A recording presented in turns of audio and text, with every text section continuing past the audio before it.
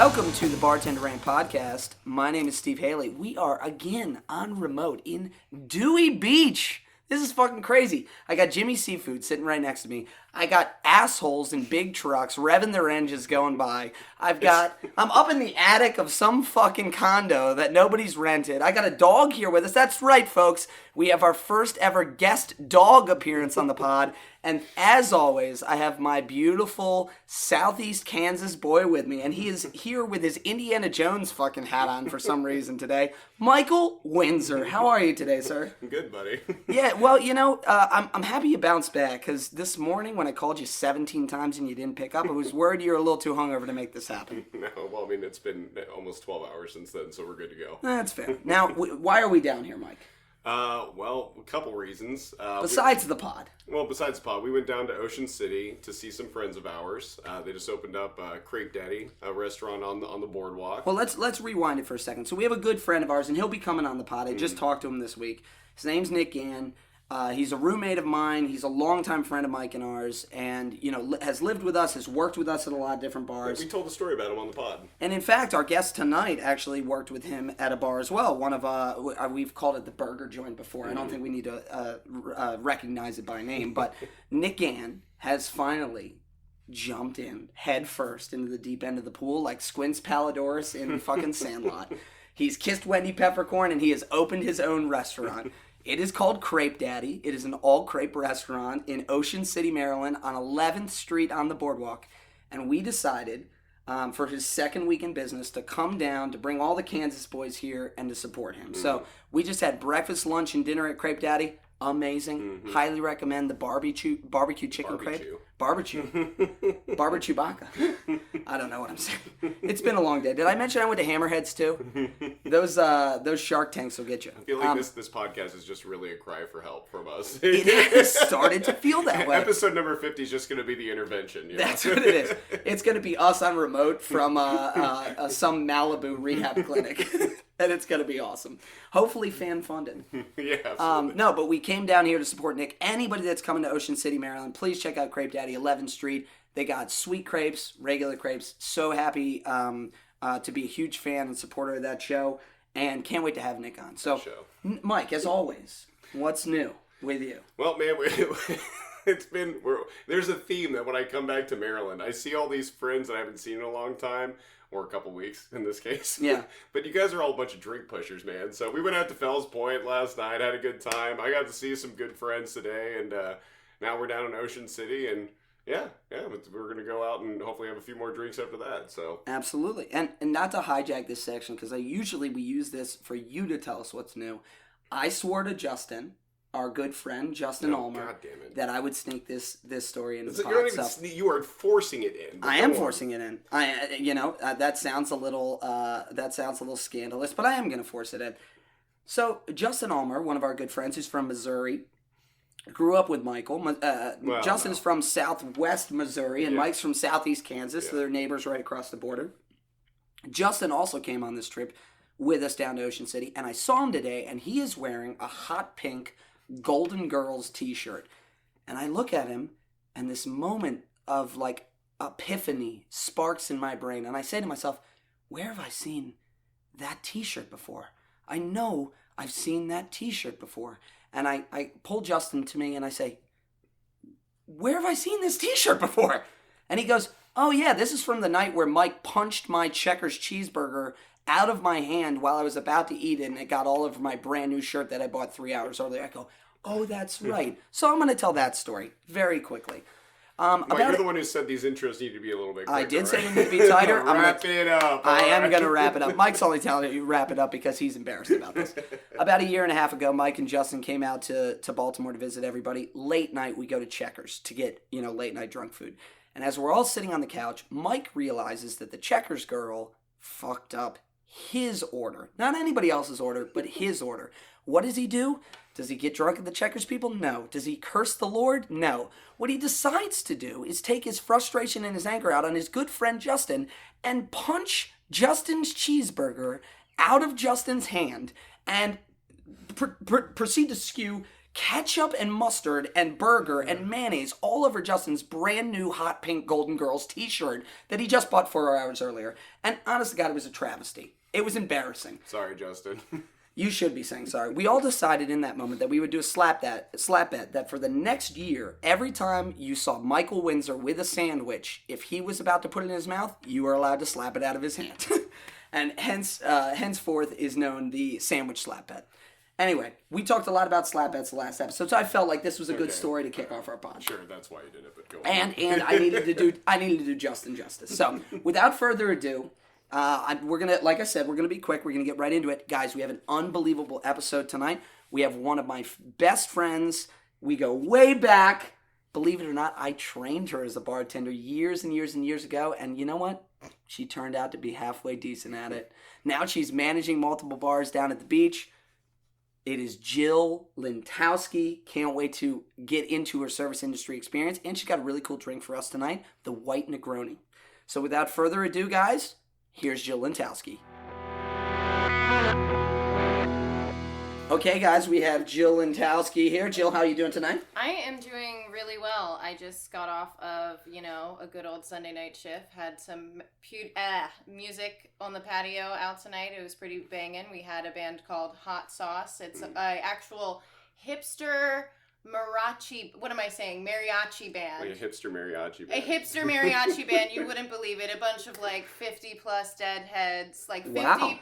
middle-aged deadheads doing mariachi. It was very interesting. It almost sounds like if Hamden was in Tijuana. It was something like that. It's very much like the Eagles crowd, and they're like, yeah, we go to Mexico sometimes. Oh, okay. That's pretty much what I got from these guys. They were great though. Not to shit talk them. They were really fun. And would you like to introduce your sidekick? Because I want to do him justice. This is the first time we've had, again, a dog co-host on the pod. This is my dog, Django. Yes, that is correct. Django. Django. That's right. He's my babe. He came here with me because I feel bad He's leaving up him and out. around And Oh, look at him. He's prancing for the pod. And over Django say was his hello. name-o. Yes, thank you for joining us, buddy. You're such a cutie. He's the first real good boy on the show, apparently. Yeah, the only really. Oh, and he's wagging his tail right on the mic. There he is. That's Very not nice, what we very need. nice. Come on, lay down. But I will say he's the only good boy that's probably ever been on this pod, knowing the degenerates we've had on. That's a fact. That's a definite fact. Jill, this has been a blast. Just even being able to secure you, we have had to corner you. It feels like we're in an attic right now. Oh my God, don't make me feel so wanted. No. I just feel like I'm a hot commodity around these parts. Do you know what it is? It's hard to find bartenders with personality these days.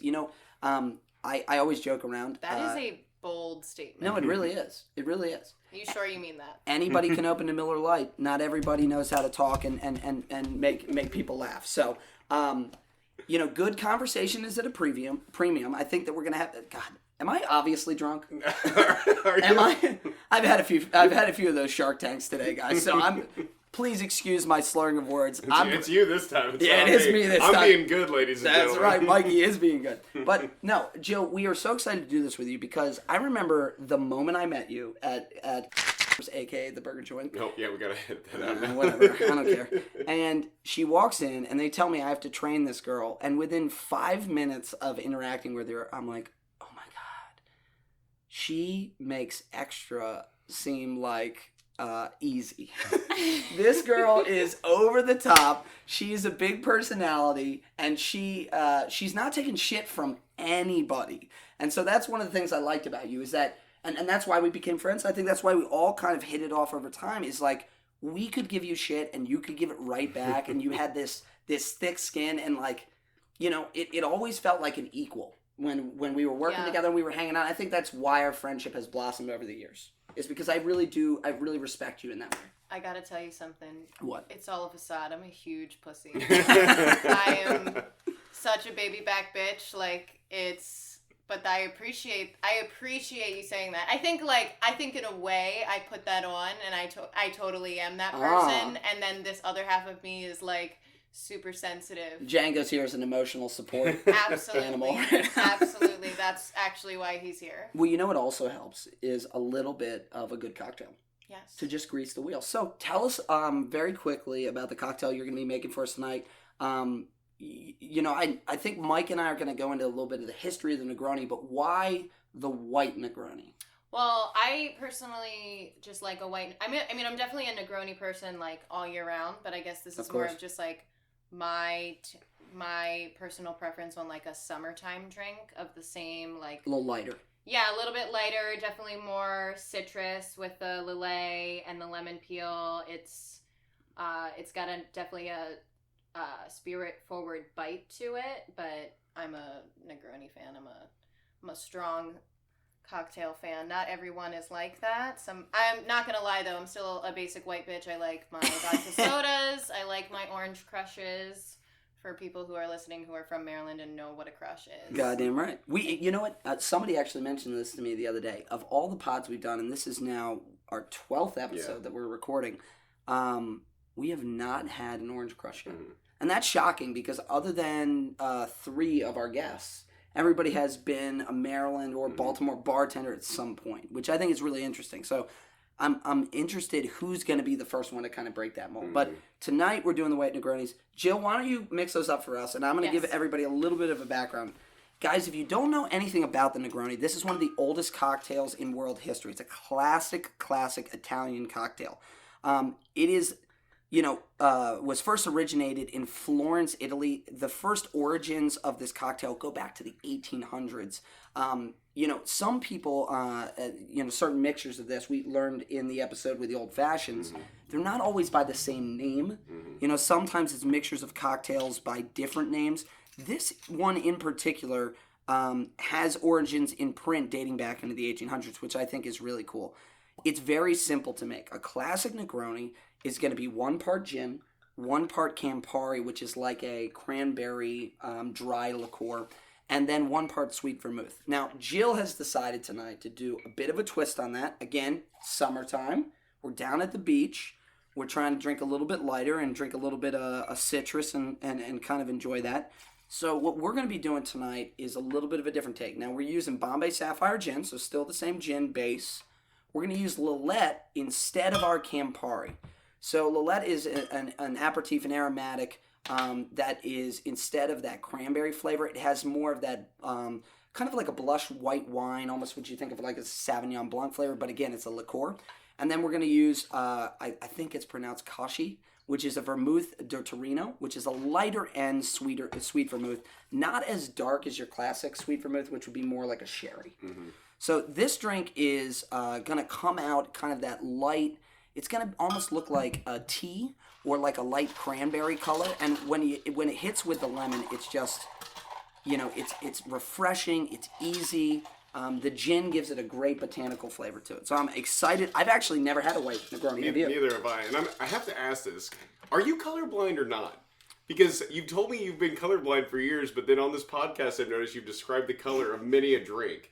So is this just something you say to ladies to like give them, feeling sorry for you, or what's the deal? Do you want to do this right now? No, have we not covered that Steve is a liar? Whoa. Wow, this is how I'm this sorry, a storyteller. We're going to fight tonight? He's imaginative. Is that what we're going to do? We're going to fight tonight? We're going to get real. No, the truth is this. So if anybody out there, all my colorblind people, you know that colorblind goes into 3 different categories. You have red, green, you have straight black and white, and I can't remember the other one. There's like a blue something. It might be blue-green. But colorblind works with different shades. So things like brown don't seem to have a problem with that. Anytime you have... It's not the ice one. Anytime you have certain colors next to each other, that's when we have an issue. Okay. So, yes, I can tell that this is more of kind of that lighter, almost iced tea color to it. But yes, sometimes when you have 2 colors next to them, I can't see the shade, or I think purple's blue or whatnot. Okay, gotcha. But thanks for calling me out. Glad we cleared that and for up. calling me a liar. What to start? Let's cheers here. Cheers. Thank you, Joe. These look Cheers delicious. To good friends. That's right. Even though you're a liar.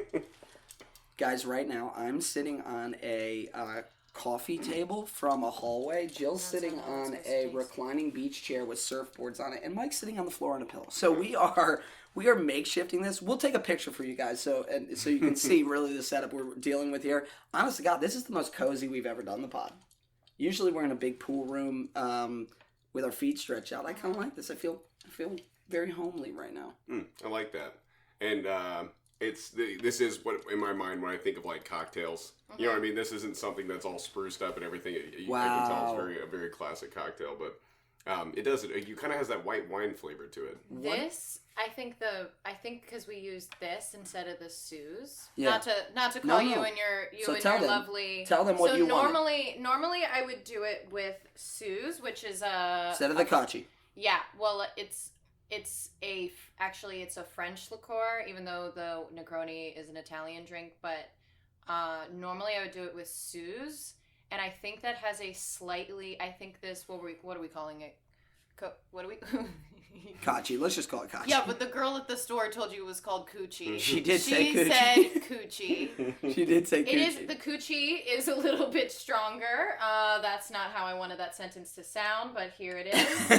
And this is a little bit stronger. This is a little bit stronger in that flavor than I normally drink it, but it's still very good. Yeah, very good. I think the thing that makes us shine is the Lillet. Am I saying that right? Lillet? Lillet? I think it's Lillet. Yeah, whichever And maybe ingredients, the ice. whichever ingredients you get at home, of course. This is really good. Good. It's so it feels like I'm drinking a flower. And it's Yeah, I delicious. should say that. Yeah, very botanical.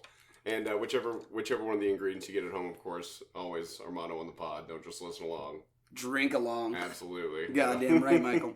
Well, Jill, without further ado, let's hop into it. So, as young professionals, as you know, people like to flex on LinkedIn, okay? People like to look hot on LinkedIn because they're trying to advance their careers. That's not what we're doing here. No. We are doing the Drinkton. So I want you to tell me a little bit about your service industry experience. Tell me first, how'd you get into the business? Kind of the extent of the experience, like maybe where you started and where you came up to. Okay. And then where you are now. What are you doing in the industry and where you work? Okay, so I have a laundry list of places that I've worked. Not to say that in like a boastful way. Like I hopped around a lot in college, trading jobs, working multiple jobs. But I guess I started originally at the Green Turtle. Really? Yeah, I started at the Green Turtle. I did not know that. As a food runner and a server in freshman year of college. Okay, I thought it was Miss Shirley's. So that's where I was before I got hired at the burger joint that we're not going to name. But, so I worked at the good old Green Turtle in Towson and in Hunt Valley when I was 19. That got me, I moved up to serving because it's not rocket science to serve at the Green Turtle. No shade to anyone who still works at the Green Turtle. Like, love good wings, But it is the Green Turtle. It was the Green Turtle, everyone's got like that sports bar stepping stone. Sure. Mine was unfortunately Buffalo Wild Wings, which we don't need to besmirch on the pod again. Or maybe we do. I'm sure we will. Forgot you worked at Buffalo Wild Wings. Do you guys see Jill's reaction? She's never even worked there, and she knows the shit I've put up with. Woo! I forgot you worked there. That's hilarious. So you started Green Turtle. I started at Green Turtle. I moved over to good old, I'm going to name drop, Miss Shirley's for great experience. Please tell the people who are not from Baltimore. Well, okay, so I'm going to be real. It's been a few years since I worked there, so I don't mind. I think it's legit. It's a very great place, really great brunch place. It was on like Food Network, and they've gotten all these reviews and rewards. At the end of the day, after working there, obviously, I think it's overrated. I think it's a great... So I think it's an interesting cut. I totally agree with you that if you live in Baltimore, I'm never planning to go there if I want to go to brunch. Right. But when people come to town, they do so many cool things. They have so many cool specialty items that I think you can't get anywhere else. And let's be honest, a lot of Baltimore are these really tiny neighborhoods and these hidden gems. Mm-hmm. And so it's hard to always seek out a special place. Yeah. And so people who are from out of town, they're going to hear about Miss Shirley's. They're going to know about Miss Shirley's. It's easy to find. It's in a safe. Yeah, no, it's still like a local thing. It's not like it's a franchise or anything. It's just like, it's after working there, knowing what I know. We'll be getting into that. All the people and connected to that place. It's just like weird that I work there. Is this a spot in Hamden? The original one is in Roland Park, but I worked at the one downtown on Pratt Street. Okay, I'm thinking. Yeah. So the original is about 2 minutes from our house now in Mount Washington. Yeah. Look, it's a cool breakfast place. They make a lot of different like interesting breakfast items. I was like 19, 20, getting hammered at night, and then waking up at 6 a.m. to go open this brunch restaurant by myself. And then doing it all over the next night like I was fine. Yeah. I don't know if you guys can hear the engines revving behind us, but people are actually racing to Miss Shirley's right now. It's senior week, right? So yeah. there's a lot of debauchery happening. It really is. But we're gonna power through this spot. So it's everyone leaving Jimmy's Grill right now. that was so you get fed up with Miss Shirley's, and I assume you were serving there, right? I was serving, yeah. And you get to a point where you're like, you're gonna move on, and where do you go from there? The burger joint. Oh, the burger joint. That's right. And that's where you met me. That's where we all met. Mm-hmm. So I want to clarify that I did not just like walk in like this crazy person. Like, of course you made it sound like that. Like, we both showed up.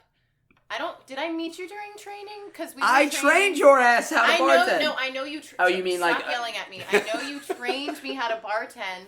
But we also showed up when you mean with the big training? The place the whole out restaurant in the training county when we first opened? was first opening. Yes, I do remember that. And I remember meeting you at that time, and I was like, wow, there's somebody else here that's as loud and as talkative as me. Right. This is going to be a competition. Do you remember how young some of the staff was that we started with? Babies. I was looking around. Babies. I was looking around, and I thought, and we just had Justin on the pod. I was 21, and I was not the babiest of babies. No, you weren't. There. You were an adult. I was an adult on that team compared to some of those babies that had... there were a lot of babies. Fresh babies. You have to...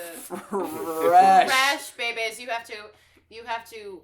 Right now, as a manager, it's like herding cats. We can almost go in on just this point really quick. When you for all the people that have worked in the service industry out there, when you've put in enough tenure that you get to a point where you look around and you're like, wow, not only am I a little bit older than the whole rest of the staff, but I'm concerned. I'm concerned about what's going to happen. You really look at some of those people now and you're like, oh wow, you were really hired.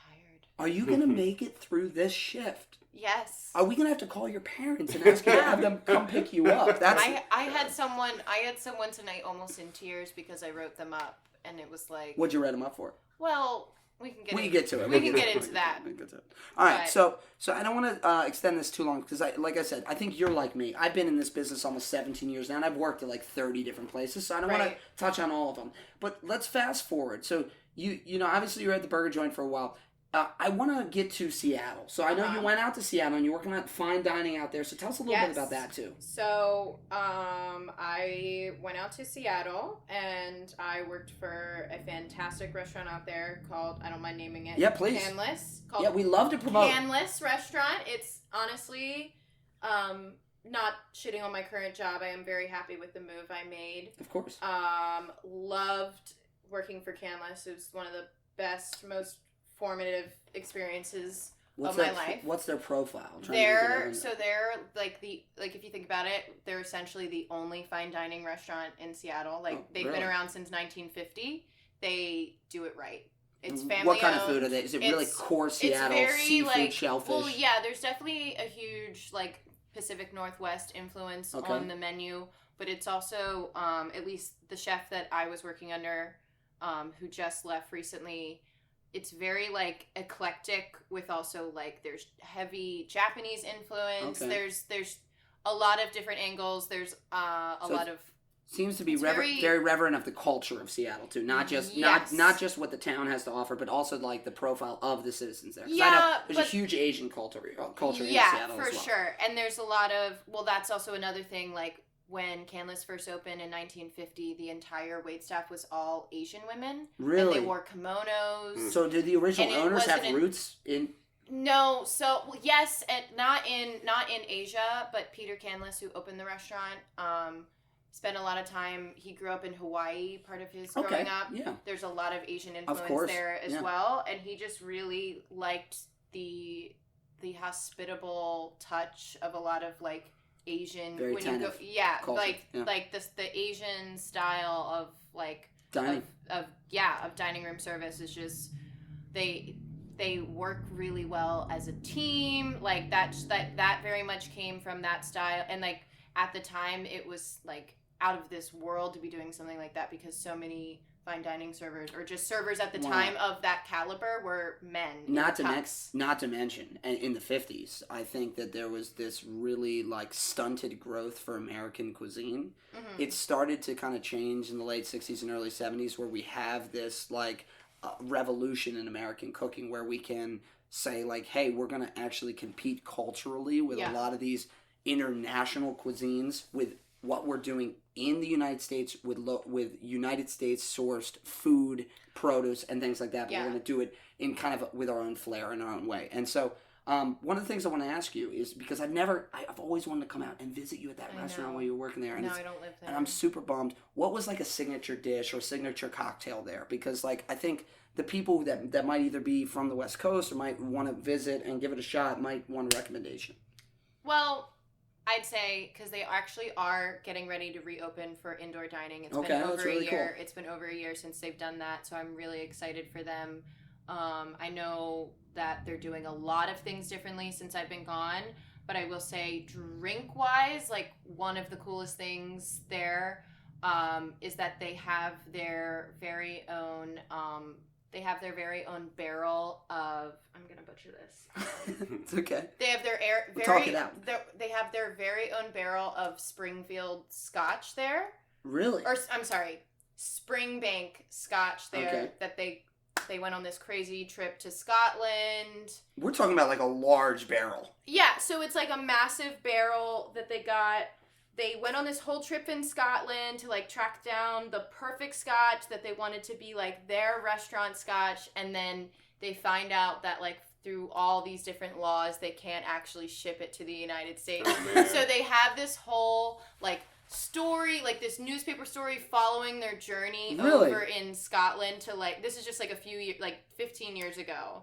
The brothers, that the third generation that runs it now, they were like looking for this perfect scotch to be like their restaurant, like a special barrel at their restaurant, and they find out they can't get it. So at the end of like all this like big news coverage, they like find out they can't get it. Turns out this guy in North Carolina has one, who was a vet, who had served over there, like.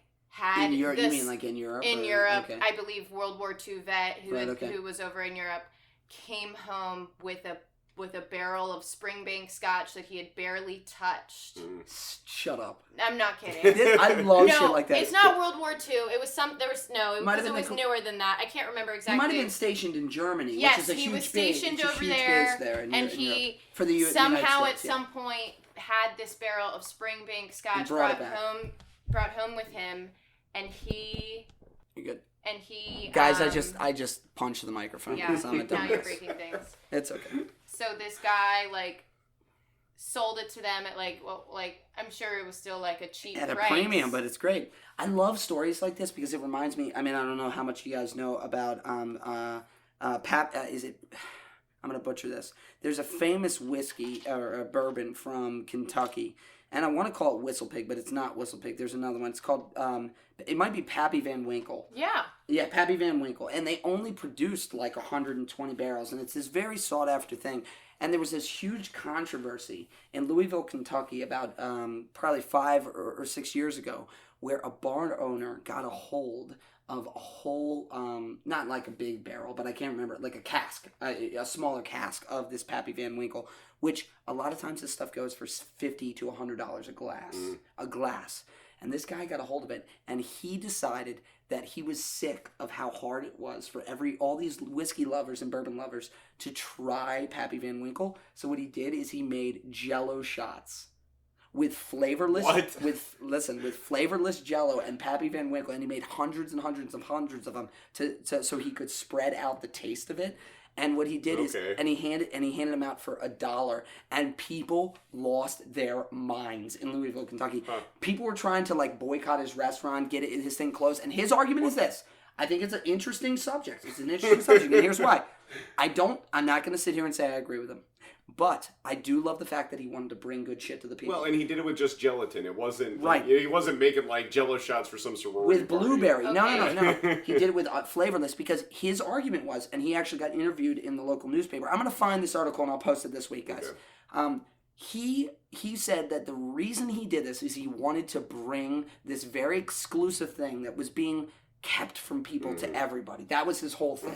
Okay. Now I don't know. A little bit of Robin Hood action there. Yeah, a little bit. Robin Hood with Jello shots. So that's kind of what you lost me at the Jello. I still think it's a very cool story, but like the fact that he, even though it's flavorless, Gelotized? I don't think I've ever had a whiskey Jello shot. Like that. Like if it's so special, you did it with why not give out flavorless sips? gelatin. I don't know.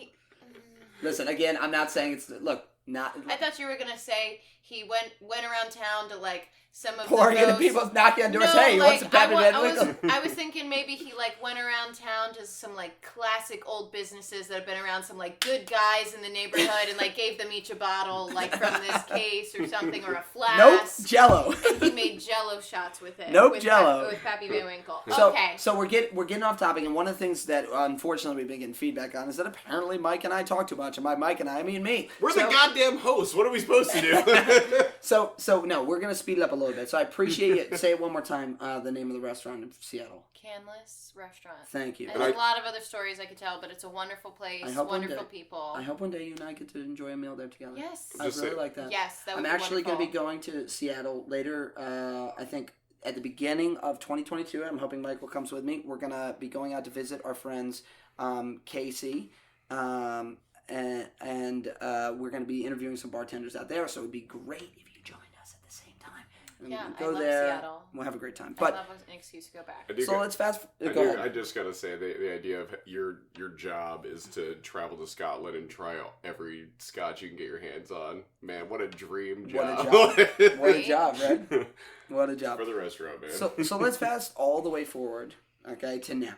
Because I know we're skipping over a lot, but I think we're going to get into it with some of the questions, and I want to get right into the gauntlet. Tell us a little bit about where you're working now, because you have, girl, you have had a come up. You have graduated. And maybe you don't like managing, shepherding the sheep, but No. tell us a little bit about what you're doing now and where you're at. No, I just mean, don't glorify it too much. It's wonderful. I love the company. It's I hard to work for manage. now. Look, it's hard to manage people. It's hard to manage I'm not people. going to name the specific restaurant I'm That's at, fine. but I am Can going we to call say... it something?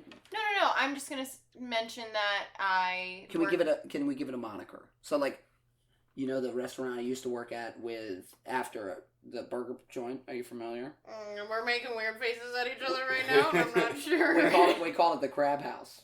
Oh, that one. So obviously. Do you see what I'm saying? We call it the Crab House. So like, what would you call this joint that you're working at? Now give the people like just a name that they can hold on to. I was just gonna say that I work for Sodell Concepts, which is a big restaurant group in the area. That's fine. But they have 11 different restaurants, so you can't really tell me.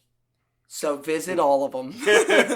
Go and patronize every last one of them. It would take you a while to figure out which restaurant of theirs that I work at, but I do love their company. Yes. They have a lot of the same values that Canless had, which is just was a big reason. It's a big reason why I connected with them in my interview, and yeah, that's why I'm there. And So what are you doing now? I'm a manager. That's right, people. Graduated. She has benefits. She's a big girl. So, best thing you love about being manager, worst thing you love about being manager, and then we're getting into the gauntlet. I mean, the worst thing is that, like, ultimately it falls on you. Like, if there's a problem, I have it, and Twiddledee and Twiddledum can't do it, or even my best servers are stumped. Somebody asks you where Chardonnay is on the beer list. Yeah, and I'm just like, get the fuck out of here. Yeah. So what's the best thing? Honestly, there's got to be some perk. Honestly, I really do love, like, one of the best things I've figured out I'm good at is being people's hype girl. Like, I'm really good at, like, getting people motivated, even if I sound a little bit annoying at the time. Like, I'm just trying to keep people, like, their spirits high and, like, let's just crush this shift. Like, even if you're busy, even if these people at this table suck, like, let's just do it. Like, none of it at the end of the day, none of it actually matters. So let's have a good attitude. And Injecting that positivity. I love being that for people while also, like, I'm I'm part of it while I'm there. I'm just helping all of these little connections happen and putting out little fires everywhere. But it I like is that. glorified babysitting at the same time. It's just glorified babysitting, making sure all the little babies know what they need to be doing. It's, I think that's an interesting challenge about the service industry, that the deeper you get, you really do have to, we actually, it's funny, we just talked on our last pod about how mental health is like a daily thing for every human being. But I will tell you this, it's even more of a daily task for a service industry employee, because you have to go in and pretend like you like the person that is giving you shit at a table. You know what I mean? And then if you're a manager, you don't have to just pretend to like the person that's giving you shit at the table. You have to pretend to like the 16-year-old server that can't work her way out of the weeds. So it is a daily challenge that again, for all of you non-service industry people, you should not be allowed in a restaurant unless you put in at least a month in this business. Like, please work the month of July. Yeah. In like a busy town. So we were talking about, how like COVID cards, like vaccination cards. We were saying that there should be restaurant cards where you're not allowed in a restaurant until you can show a card that you worked 30 days in a restaurant. Absolutely. I love that. That'd be a great concept for a restaurant or a bar, like you're not allowed in. Industry night. Yeah. You're not allowed to need come to unless literally- you bring a pay stub. Industry night, my ass. You're literally Everyone not allowed needs- in. Everyone needs to legitimately prove that they're industry to get That's the right. discount That's or right. to be let in.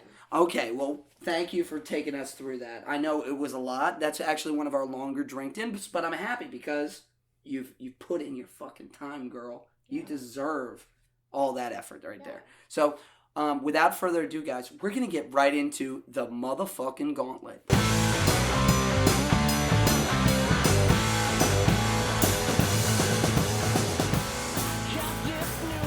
Okay, Joe, you've made it to the gauntlet. Are you ready? I didn't read any of these questions before I you. think that's fine. I'm though. Even better. I'm a really good friend. The way I do the gauntlet is I like to close my eyes and run through screaming. Yeah. So, all right, question number 1. Mm-hmm. Tell us about some pet peeves and misconceptions about the service industry. Things that really grind your gears. That's a big one. I mean, one of the biggest things is when people just come in and think, like, I've told you this is the way, or we can't suit you at this table because, or this is where we can fit you of a party your size, and they just try to tell you what they want. They don't actually listen to like Anything whatever you say. you just said, which I think that's a very vague pet peeve. No. But that's a big one in restaurants when they literally don't listen to you as you are trying to explain a small part of how your restaurant works and why this isn't going to work for them, and they're just like, but I want it. Yeah, but I want it though. Let's double down on that because we actually haven't. I love new pet Well, peeves. this is also. I feel like this comes in more from a managerial Perspective. point of view. You know what I mean? This is something as a server or a bartender, I didn't have to deal with this. You know what I Right, mean? you can just say... I just wait till they're seated wherever, and then I take care of them. Right, Yeah. you just come look for me and go, this is what table 64 Yes. said, Yes. and do you want to go deal with it? And Yeah. they said, I I was- have to, I guess. I will say this. I was always raised, my father always told me they can't say no if you don't ask. So I'm a bit of a shithead. I will always try to bend the rules. I will always try to push for something. But There's nothing wrong with that. But That's- especially being in this industry, I try to do it politely, but I know that I'm an asshole sometimes. And I know that even when I'm doing politely, sometimes like a manager just can't take it anymore. So I love that you brought this up because this happens so much where people are like, look, we have already made a decision today. We cannot see people here. We cannot accommodate a party this size. We cannot do this. We cannot do that. And people do not give a fuck what you say. You can say that to their face and they immediately respond back in There the will counterpoint. be thunder and lightning outside in Rehoboth Beach, and I have to bring people in off the patio, and they're just like, oh, no, but we're fine here. And I'm like, you might get electrocuted, and that's on me. Mhm. Yeah, That's on me. that's You need to get the liability on this fuck joint. inside. That's crazy. That's crazy. I actually have a similar one because I've been dying to give this pet peeve. For He has. He's been talking about it. For like He 3 hasn't told me episodes. what it is, but he's been talking about it all night. the double order, and it's similar. So, people out there, please heed my words. If you go to a bar, you go to a restaurant. Usually, this doesn't happen with table services. We're talking more about bar service here. Okay. If you order from a bartender, hey, can I have 2 Bud Lights? Hey, can I have 2 Vegas bombs? if you order from that bartender, trust, and that bartender says, yeah, I got you. I'll go get him. And they walk away to go get that order. Okay, they acknowledge you. I see where you're going. They with acknowledge this. you. They say, yes, I'm going to get it. They walk away to go get that order. Do not order that same order from another bartender. I will strangle you to death. Listen to what I am saying. If I come back with that drink and another one of my bartenders is also dropping off that drink, you're getting charged for both, cunt. Yes, you are. Don't fight me on it. I am so sick of the double ordering. I cannot take it anymore. It disrespects me. You have zero trust in my abilities. You have zero trust that I'm going to come back. Okay, now look, I understand that there is a gray area here. The gray area is where I may have gotten distracted or taken too long. Now, we always... I've gotten snapped at a bar before. Sure. And you know what? I was younger and I probably shouldn't have done it, but that's exactly what happened. You even got Django riled up. He's like, yeah, fuck those people, man. Django's so pissed But right now, guys. You don't I've been in even that understand. situation where I've ordered and I noticed the bartender completely forgot about Right. me. And then I Now- ordered from another one, but then I ended up getting yelled at about that. So. We always talk about, we're trying to coach all these people out there that are not in the service industry about good etiquette. Yes, yeah. And I think that this is another good point of etiquette. How do you handle that situation, right? So your bartender has forgotten about you, and maybe not on purpose, right? Well, like they just, they're busy. I they think got you could distracted. you just explain it like, hey, I'm sorry. I think they may have gotten Right. swamped or something. I've already ordered from them. This is what I'd like. Correct. If you can get it first, that would be great. At least mentioning that someone else already checked in on you Yeah. is the biggest key. Don't just repeat your order to Correct. someone without any clarification. Guys- That's the thing. guys, you see- someone else might be coming to check on you to make sure that their bartender already got your order. You don't need to say it again unless you're just clarifying, oh yeah, he's grabbing my Corona. Guys, this is look. I didn't prep Michael or Jill for this, and they both literally did said the exact thing that I wanted here, which is if another bartender comes to you, just tell them you've ordered from somebody else, because one of two things is going to happen.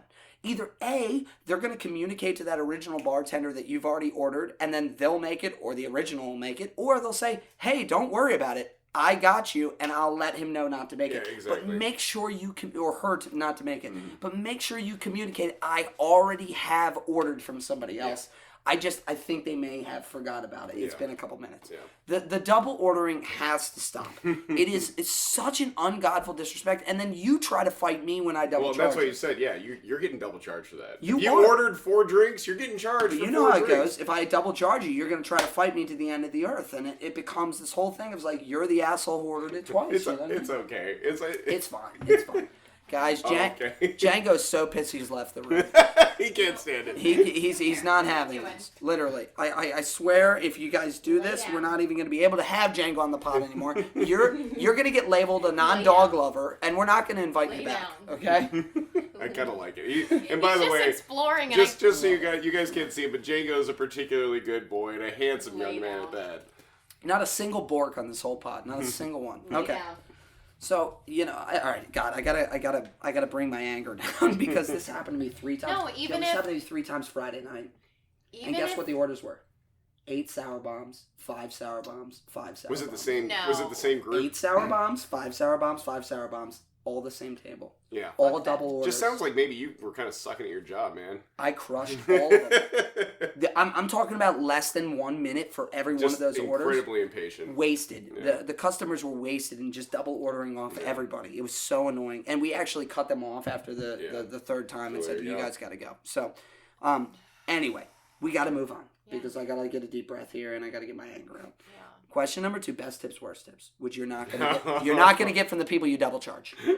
Wait, No. you've got to lead her into this one, I think. All right, Jill. Uh-huh. Why don't I'm gonna let you go. Give us your best tips, worst tips, but just fair warning, we have shared the Tim and Jen tip on the pod. My God, we're name dropping them already, and it sounds like you guys have been talking shit about me. More about Tim and Jen. Oh, okay. Yeah. So, let's be fair. Let's clear it up. It was only Tim that tipped me that night. Correct. She was not there. Oh, really? I didn't know It that. was just him. Okay. Yeah. that makes See, we sense. want So all two- sides of the story. So We want all sides. Oh, right. Obviously, you haven't gotten the real honest, like the person that was fucking there. That's right. So I was working. I had a regular Sunday night shift for a while at this place we worked at together. Right, the burger joint. Yep. I was the Sunday night bartender. That was actually a pretty good gig on a regular basis. You know. It was, you know, one of the sleepier nights later in the evening, usually wrapped up pretty early, unless one of my regulars decided to stay till 2 in the morning, which they did at times. And, you know, it's one of those times was with one of our regulars. Honestly, you said their names. I wouldn't have been able to tell you their names until you just said them. It's been that long, but I remember their faces. Like his face is burned into my memory. Both of their faces are burned into my memory. But Jen especially somewhat, his. but like Jen, I could sketch you maybe a picture of Jen. I could. God damn it! You don't even understand what that means, do you? I think I do. Guys, I'm an asshole. guys, this podcast is theater of the mind, and none of the people can see the hand No, gestures. exactly. Seriously. No, but I'm not kidding. If you blindfolded me and put a piece of paper in front of me, I could draw Tim's face. No way. I could. It's that vivid in my mind. Well, like, have we gotten out the fact that, like, we're pretty sure they're swingers? That was brought up by one of them. Okay, so we're, like, pretty sure they're swingers. And I was just, everyone, after I got this tip from them, was like, was there a hole in the bar? Like, did you jack this guy off before he gave you this tip? And I'm Wow, like, that's how they went into it, huh? people were like, how the fuck did that happen? And That's I'm not what like, it's about. honestly, it's just my charm. I think he was trying to grease the wheels. He was like, Part your charm. Okay, but they were Part of your probably charm. probably trying to fuck me. Well, then 3 parts. I haven't even said what the tip was, but Part your charm. Part them probably trying to fuck you. Yeah. And then also part that they love to go big to look cool. yeah, for sure. One time he bought an entire case of shitty wine off of me just to look cool Oh on my Christmas God. night. They definitely like had some shit going on, and for whatever reason, after he left me that $1,000 tip, You come back and ask for it back? no, it was like weird. It was like we had this really good, you know, like every time they would come in, we had this really great banter at least, and like I feel like some of that weirdly dropped off. Yeah, after because he was left me trying to this have sex with He you. felt It was resentful you this didn't fuck him. weird. It was like And this Jen. weird. Right. Honestly, like just because you leave me and he left me this big tip. All it was because I was having this conversation about how my sister lived in Florida and I didn't get to visit You were her. being that personal. I was just being personal. Yeah. We were just talking about shit, and he was like, "Go visit your sister," or like I was still saving up to buy another car, and he was like, "Go visit your sister. Don't worry about saving for your car." Like, and tip me $1,000. And I was like, "Holy shit!" You know, I'm 21, 22 at the time. I'm like, "Holy shit! This is a lot of fucking money for someone to just be." A lot of money. And I remember like pushing the receipt back to him, like, "No," Mhm. like. And he was like, "No, like, go visit your sister. Like, Okay, don't worry about." I'm glad you brought this up because, to be honest, we were talking a little bit of shit on you on the previous pods. Okay, but here's the thing, and there's your face right now. Wait. It's all in good You guys, fun. Wait. you guys invited me on it's- here to like attack No. me. No, Here's the Mike thing. wants his cut of the money. He's fucking Mike with you. goes, I worked with her at the time. Where's my Actually, I don't fucking know tip if You out? were not working that He- night. Like it matters. I Like had it one fucking bar matters. back on, and I tipped him $250. Okay. Oh, Oh, I you didn't know did? that. I didn't know Well, that. this is what I was going to say because Steve told a story about somebody coming in and leaving a $500 tip, and they were like, "Take care of everybody." It was the This same was- person. It was this- Tim. Okay, It was Tim again. but this was a specific thing where you were being personal with him and opening up a little bit about your life, and he wanted to specifically. We didn't know that part. He specifically wanted Until to now. help. He specifically wanted to help you out and have you go see your sister. See, Yeah. we didn't So know that part of the it's story not like until he now. was coming in and just throwing some money We around. thought he just walked in. So the way that I had heard the story, that it was a holiday, I thought. And that he had come and been like, pay the staff, here you go. I didn't know that it was that personal. I'm sure someone told that story. Well, Oh, I'm I sure. can tell you Well, who did. yeah. Oh, I'm sure. Marky Mark. Nuh-uh. For reals. That's what I Oh heard. shit! Now me and Mark got beef. We gotta clear this No, up. it's all right. We'll bring him on. We'll let you. We'll Um, call in. We'll let you hash it out. Okay, it's so funny to me how some people tend to remember things differently because people love to. By the way, Oh, this has yeah. been 8 years since I heard that side of the Okay, story, no, so it's no. been a minute. Okay, so so let's say it's been. don't call Mark Let's tomorrow say and it's fucking light him been. on Let's fire. say it's been 5 or 6 years. 5 or 6. I like specificity, Has it and now? It's 2014. 2014, 2015. Right, it's 2021.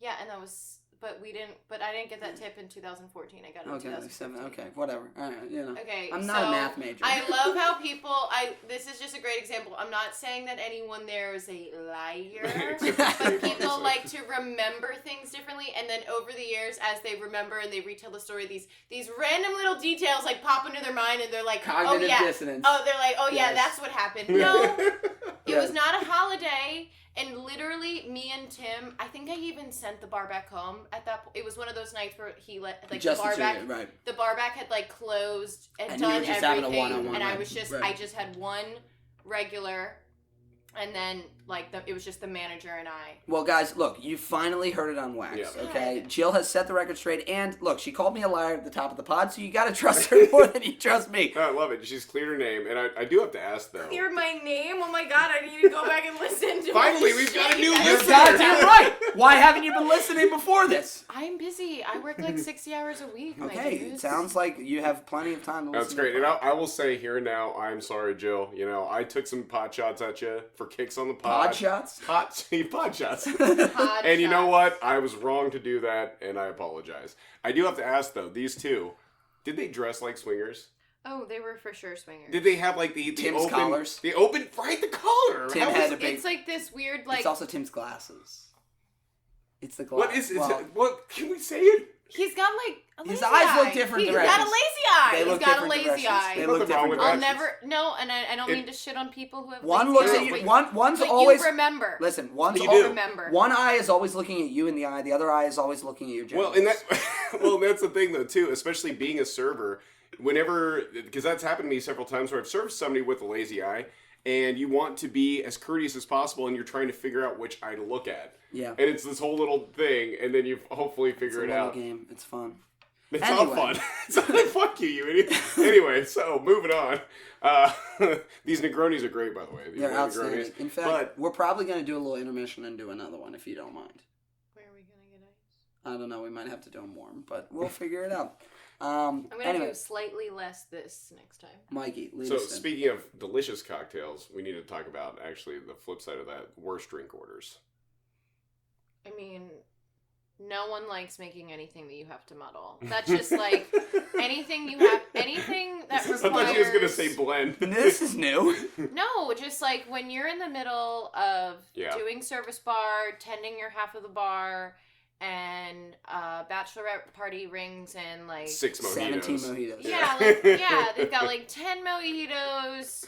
You've got to do the crushes. You've got Really? to hand squeeze the crushes. You're just like, I wish this was a draft beer right now. Yeah. Okay. I feel ya. That there are just times where I'm like, ooh, like a Negroni, for example. I like sitting my glass down, having my stir. I really enjoy like pouring that drink over and doing that. And then there are times where I'm like, this motherfucker is going to get the worst blueberry mojito I've ever fucking Well, had. and I think that Because I'm just throwing this shit together. I've made it enough times that I think it'll turn out like Can I say it? 75% good.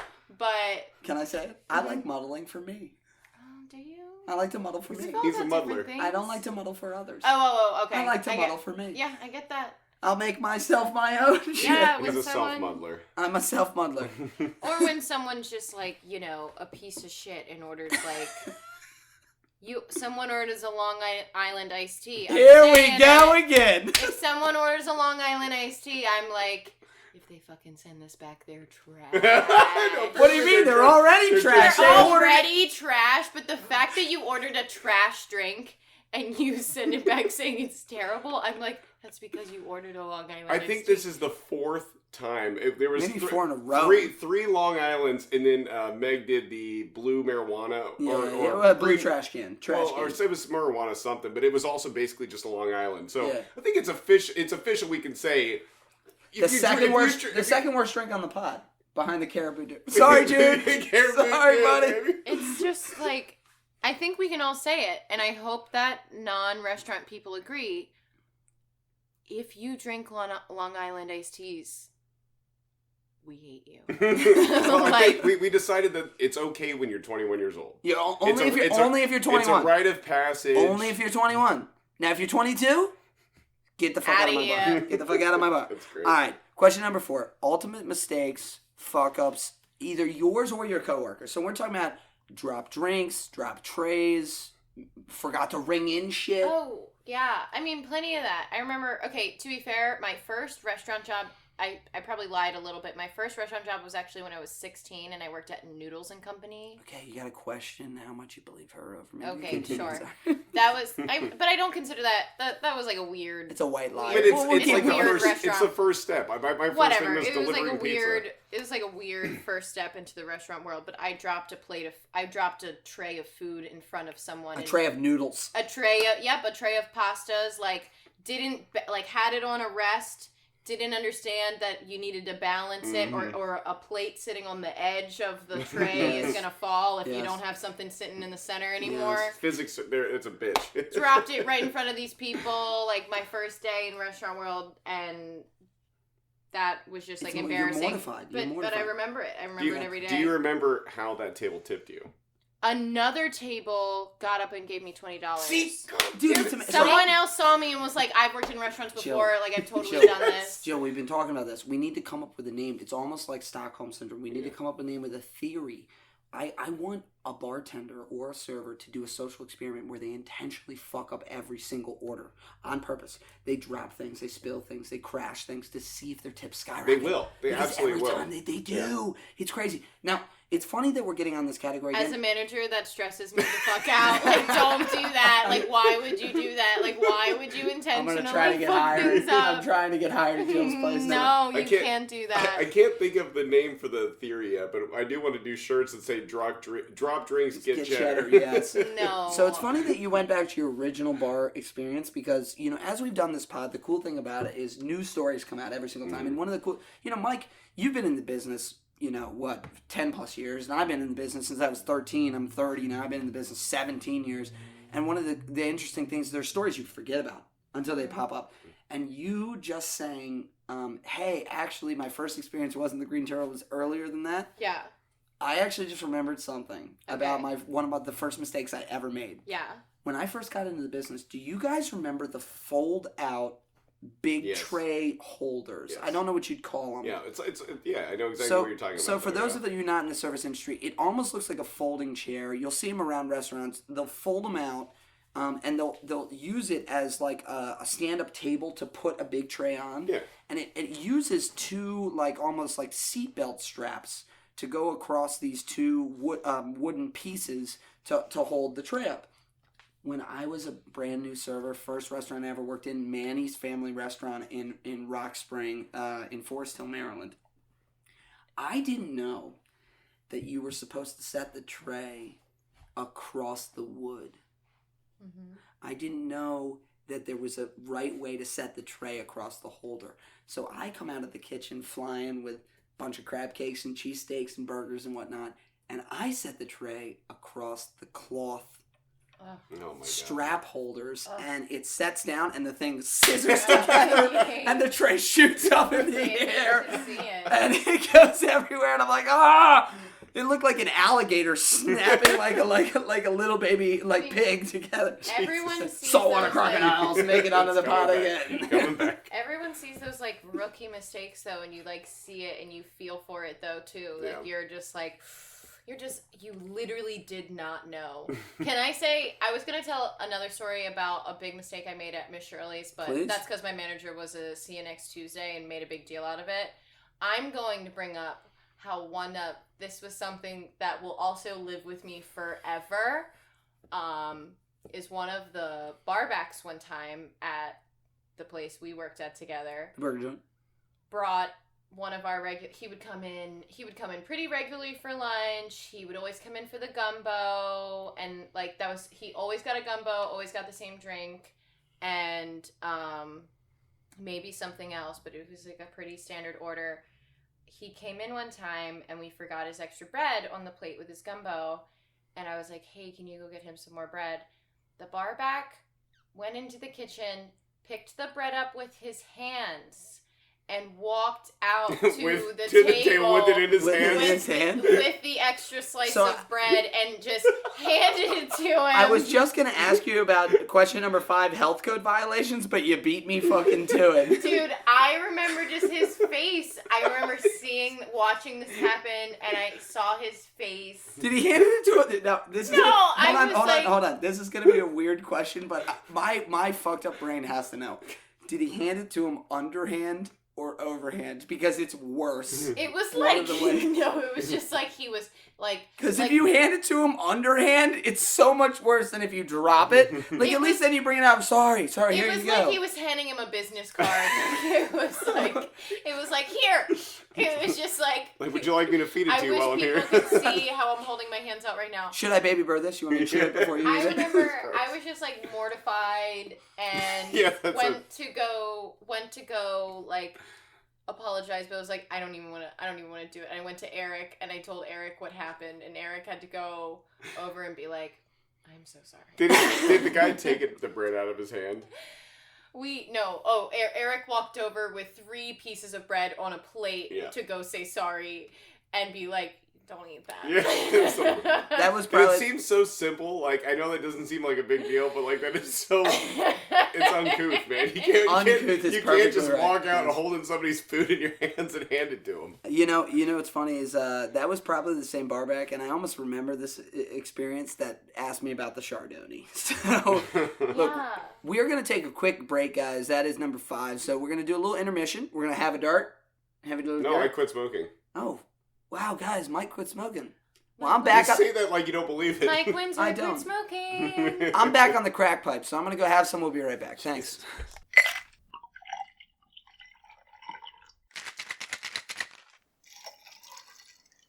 All right, we are back, guys. We got another drink in us. We petted the dog for a little bit. We took a really interesting picture. I actually just learned that my phone has a time set camera How on did it. you not know that, Steve? Because I had an iPhone 4 until a year ago. So here, Steve doesn't do Instagram or any of that sort of unfortunately, I have to run the show's Instagram. So I shit. now. Oh my god, you're on Instagram again? I now have Instagram. Oh my god, good for you. I have a Facebook. Can somebody tell me how it works? Because I don't even know how to log in. Oh my god. I'm still learning. Well, Can you help me? Can you help me? Steve learned that self-timer exists on an iPhone, I was really excited. and we took a pic. And guys, let's just say Django, again, star of the show, turned his head at the perfect time. And Turned his head at the camera last second, just like, what a good boy. what a good boy. Outstanding. So, unlike Django, who would be your best customer, 10 out of 10 would say, good boy, another drink for you. I want to talk about ratchet and crazy customers. Okay. We also like to talk about in this category, Mike. Tell her. Well, actually, a couple things. Sid and Brian both kind of helped modify the category. Yes. It doesn't have to be a ratchet or crazy customer. It can also just be a very memorable customer. Also, what Brian brought up is if you don't have a good story for that, how ratchet or fucked up have you been at work? Or at a bar. Or at a bar. Yeah. What a loaded question. I have so many answers For those of you that know Jill Lentowski. Okay, I will say, as far as like crazy stories, I'd say when I was bartending in Canton, at Portside, like I saw a lot of shit. Brian Colada's coming on the pod. Oh my god, stop. Sorry, Small guys. fucking world. He works at DOS with me now. Yeah, no, I know that. Great guy, super nice guy. Love him. Yeah, saw a lot of weird shit in Canton, but we can all talk about like drunk people, coke heads, whatever that have like come into bars. When I worked in fine dining, it is another level of crazy people once it Ooh, I reaches like that this. point. Because these people are in a state of delusion and not real world, that when they're drunk and there's an issue, they're just like, they're the craziest people you've ever They're fucking going talked off. to. They're going off. And I just remember, I mean, there's been a lot of weird shit. Like, last summer when I was still working for them, like, I had this white girl in box braids that, like, couldn't even sit down for her meal and had to leave, like, and you're at this really nice establishment and you're like, bitch, what the fuck? Why did you need to tell us she had box braids? Because a white girl in box braids, you know it's wrong, okay? What are box braids? We don't know what that is. Okay, so I understand it's the a girls hairstyle. It's a hairstyle for black girls. Let's just. It's not for white women. Okay, it's so not, when you see box braids on a white girl, it's not you think, for white women. Okay, when it's not for white women. Okay. Like, It's let's cultural straight up name appropriation, it. all right? Let's straight up name it. That is the definition. I'm glad I asked the That follow-up is the question. definition of appropriation. Is this chick is white girls in? So you box knew braids. you knew What does right it when look you like, saw though? her. Yeah, I knew right when I saw her that she was an issue, but it's just like this weird. Seattle's a weird place too. Like you get a weird mix of people, but like just like Eclectic, but at the sometimes maybe I don't want to say, for lack of a better term, almost like too intellectual. Like they've overthought themselves. I don't mean to say that just about Seattle, but just like Canlis, some of the people they attract because they are like such a well-known establishment. Right. People with money coming into Seattle, they're like, And- oh, I have to go there. Well, they always talk about the weird requests with rock stars, where it's like Elton John wants 100 red Skittles only in his dressing room. You know what I mean? And Mick Jagger wants like 7 virgins backstage, but they all have to be wearing red one-piece bikinis. You know what I mean? No, it was more so just like people who thought they could come in and because they had money, they thought they could do what they fucking wanted. Yeah. Like this one guy came in on a date with a girl, was clearly like trashed, so the server cut him off and he dumped out his water on the floor, Nice. took her wine, poured half of it into his water glass because we took away his wine glass, Nice. and like just kept being a fucking asshole. I like this and guy. he thinks just because he's wearing Gucci that we're going to kiss his ass. Then we finally at some point get the girl away from the table and we're like, are you okay? Are you okay with this man? Like this shit is, he was just like on another fucking level of not okay. And Like what did she just say? weird stuff. Like Do you no, remember? we set her up on the roof. We had a nice like one-on-one, we made her feel comfortable and we called her an Uber. Like this was she this was clearly did not go home with him. This was clearly like a bad first date. Oh, really? nice. I This was a didn't know if bad you were going to first end up date. telling me. No, this was one of the craziest people I've ever had. You here. did a public service there. You saved somebody that night. We did that. From more than a few ratchet I love saving girls from douchey situations with guys. I love saving people, period. I saved a man last night. Not kidding. I saved a man from a woman last night. I got... Oh, I'm sure. Oh, that definitely, like, and She was... I can't tell Like, you're I'm being a- sarcastic. I'm a No, I'm being dead feminist. I'm a serious. feminist, as in I believe in equal treatment of all. And there are definitely situations where men do need to be rescued from some Yeah. crazy She woman. was They're physically riding predators. him like a horse on the dance floor. Oh, It was scary. Too At one much. point, I thought, like... And he was not a... let's just put it like this. He was not a particularly fit individual. And I thought that at one point, I was like, this motherfucker's... He's going to slip a disc. I'm worried about him. You know, he's going to have a hernia.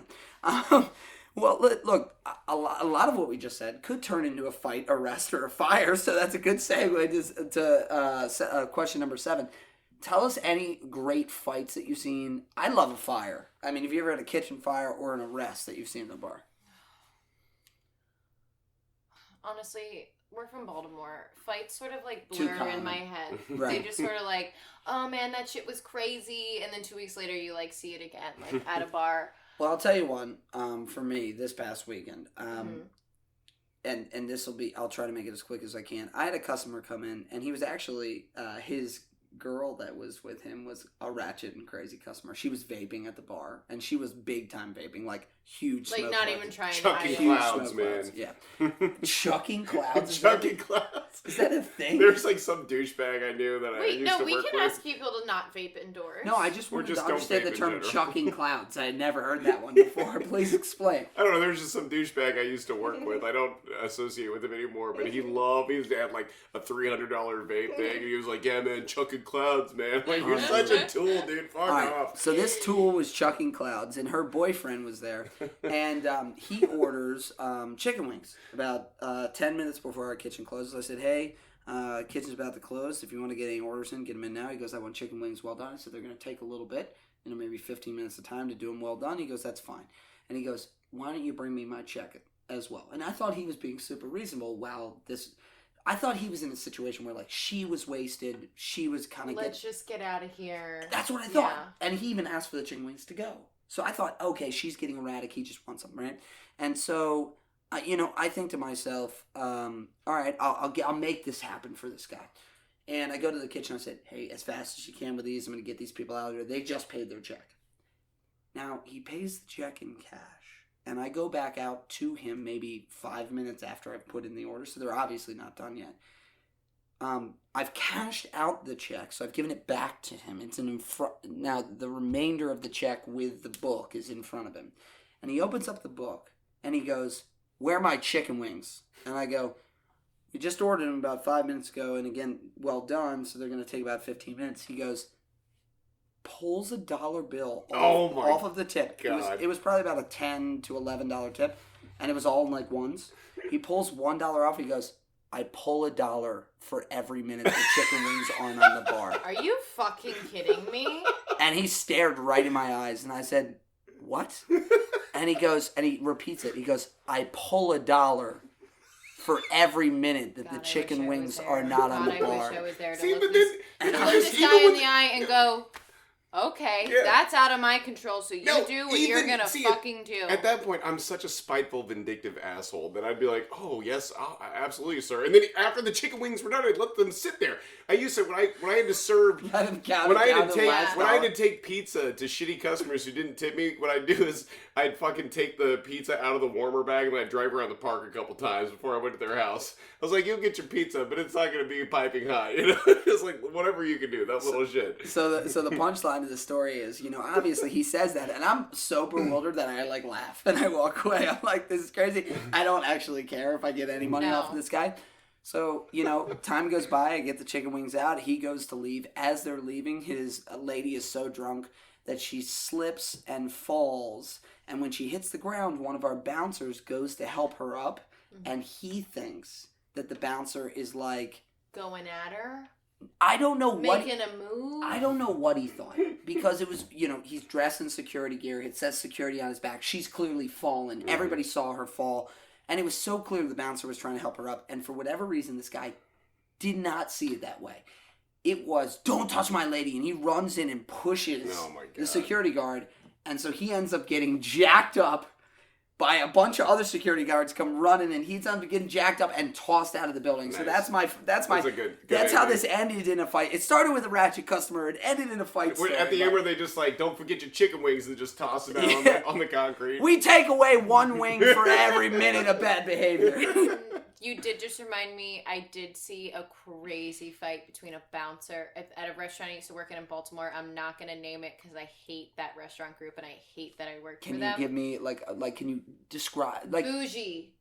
They own bougie restaurants in Baltimore, give me an idea of the restaurant. Like, we call it we call it the Crab House. We call the place the Crab House. What should I say? It's the base of the Four Seasons? What the fuck do you want me to say? I mean, you didn't have to get that specific, but I'm glad you did. They got 2 restaurants at the base of the Four Seasons, pretty much, so fuck them. So anyway. But no, one of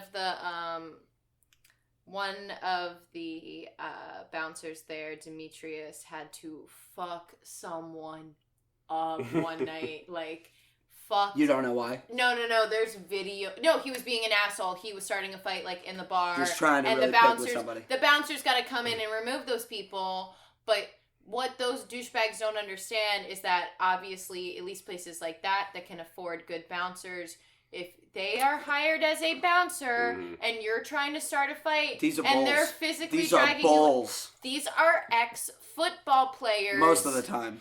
That are, doing what they can post-injury, but they can still fuck you up. Like, they will drag your ass out of there, beat you to a pulp if you try to fight them. These are superhumans. Yeah. Most of our bouncers at the place I work now are used to be offensive linemen for the University of Maryland. Yeah, so this is a whole nother different. This is a different. Mike's 6'2". These people, Mike's 6'3". Okay, 6'4" in my boots, baby. Mike's 6'4" in his boots, and these guys make Mike look like a pipsqueak. I need all these toxic hotheads that come into bars that think that they can start a fight to understand that most security guards in a bar will end your life. Yeah. Oh yeah. Will fucking crack skulls if they need to. I think I think you're preaching to all the guys driving those cool trucks that are in the Those cool trucks. that are in the background of this episode. You know Learn what? them. Learn them good. A lot of people down here drive like old cars. They got loud engines. They love to Not this show time. 'em off. Not this time of night. Hey, they're not. Not when I we're do- recording a podcast. I do have a question. That guy you told the story about with the wings and the dollar tip thing. Yeah. Do you remember what kind of dipping sauce he ordered with the wings? Funny you should ask. Yes. I said ranch or blue cheese. He goes, blue cheese? No, extra You're ranch. You're not making this up, I right? swear to God. See, God damn it, people. Extra Hallelujah. ranch. Fucking ranch lovers, man. He was offended that I even gave him an option, and these are the type of people we're trying to avoid. Jill, ranch or blue cheese? Okay, let's be honest here. I'm a blue cheese gal. However, if there is only ranch available, fine. depending on where I am, Yeah. it's fine. No, It's we- fine. Thank we, you. We don't hate Or ranch. we don't hate ranch. No, it's We don't fine. hate ranch. Of course Yeah. we don't. Especially with Old Bay wings. I love ranch with carrots. I love it. I love it. With I carrots. mean, I love ranch. There's no hate to No ranch. hate. No No shade hate. Jill, to again, ranch. I don't want to go all the way in. But here's the weird thing: these ranch only people, they judge us blue cheese lovers. You know what's great about a blue cheese lover? We don't care. Eat your ranch. We don't care. We just love blue You kind of cheese. sounded like Seinfeld there. We're fine. It's okay. Eat your blue cheese. The problem is these ranch only people, and I don't want to talk. That's so perfect.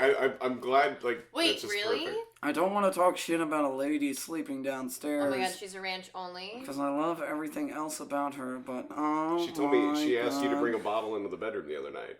What do you mean? Gross. she Too keep- much information. She keeps it I'm in. just kidding. She keeps it in the mini fridge next to the bed. Are you kidding me? That's not actually a lie. All right, this is a great segue to sex stories. Question number 8. Gross. Tell us, tell us the last time you were slathered in ranch fucking somebody on the top of a bar. That's disgusting. Ew. Food. Let's get this out there. As a food worker, as a person in food service, anything food related in sex is a no-go because I feel like I'm just at work getting someone else's dipping sauce on my hands and I'm like, Fair enough. this is not See, cute. now there are several different sauces that I would lick off of a woman's body. All right, so All of them. I like ranch too. what about like? Never mind. I'm not even going there. No, like I need to go wash my hands just thinking about this. Like, let's put this out there. Number- Food involved, count me out. Okay. Wait, Well, wait, we're not talking about food involved, but you know how the service industry is very sexually Yeah, charged. well, and it's not. Damn it! It's not always just the workers, but especially when you're in a place where people are drinking a lot, they get a little cavalier about Right. their We've sexual all seen- exploration. Yeah, We've all seen people fucking in the parking lot or in the we've bathroom. all had to get people out of the bathroom. Oh, God it's- damn it. Yeah. So We I work just at a didn't know. bar. I didn't know if there were general stories about. And very, particular story that really stands out. Haunts your I haunts your also nightmares. think that we need to add to this category. I think one of the cool things that we could add, instead of being more explicit sexually, if maybe you could tell us, as a female bartender who's attractive, could you tell us objectively? Could you Here tell? you are getting my head all big again. Stay with me here.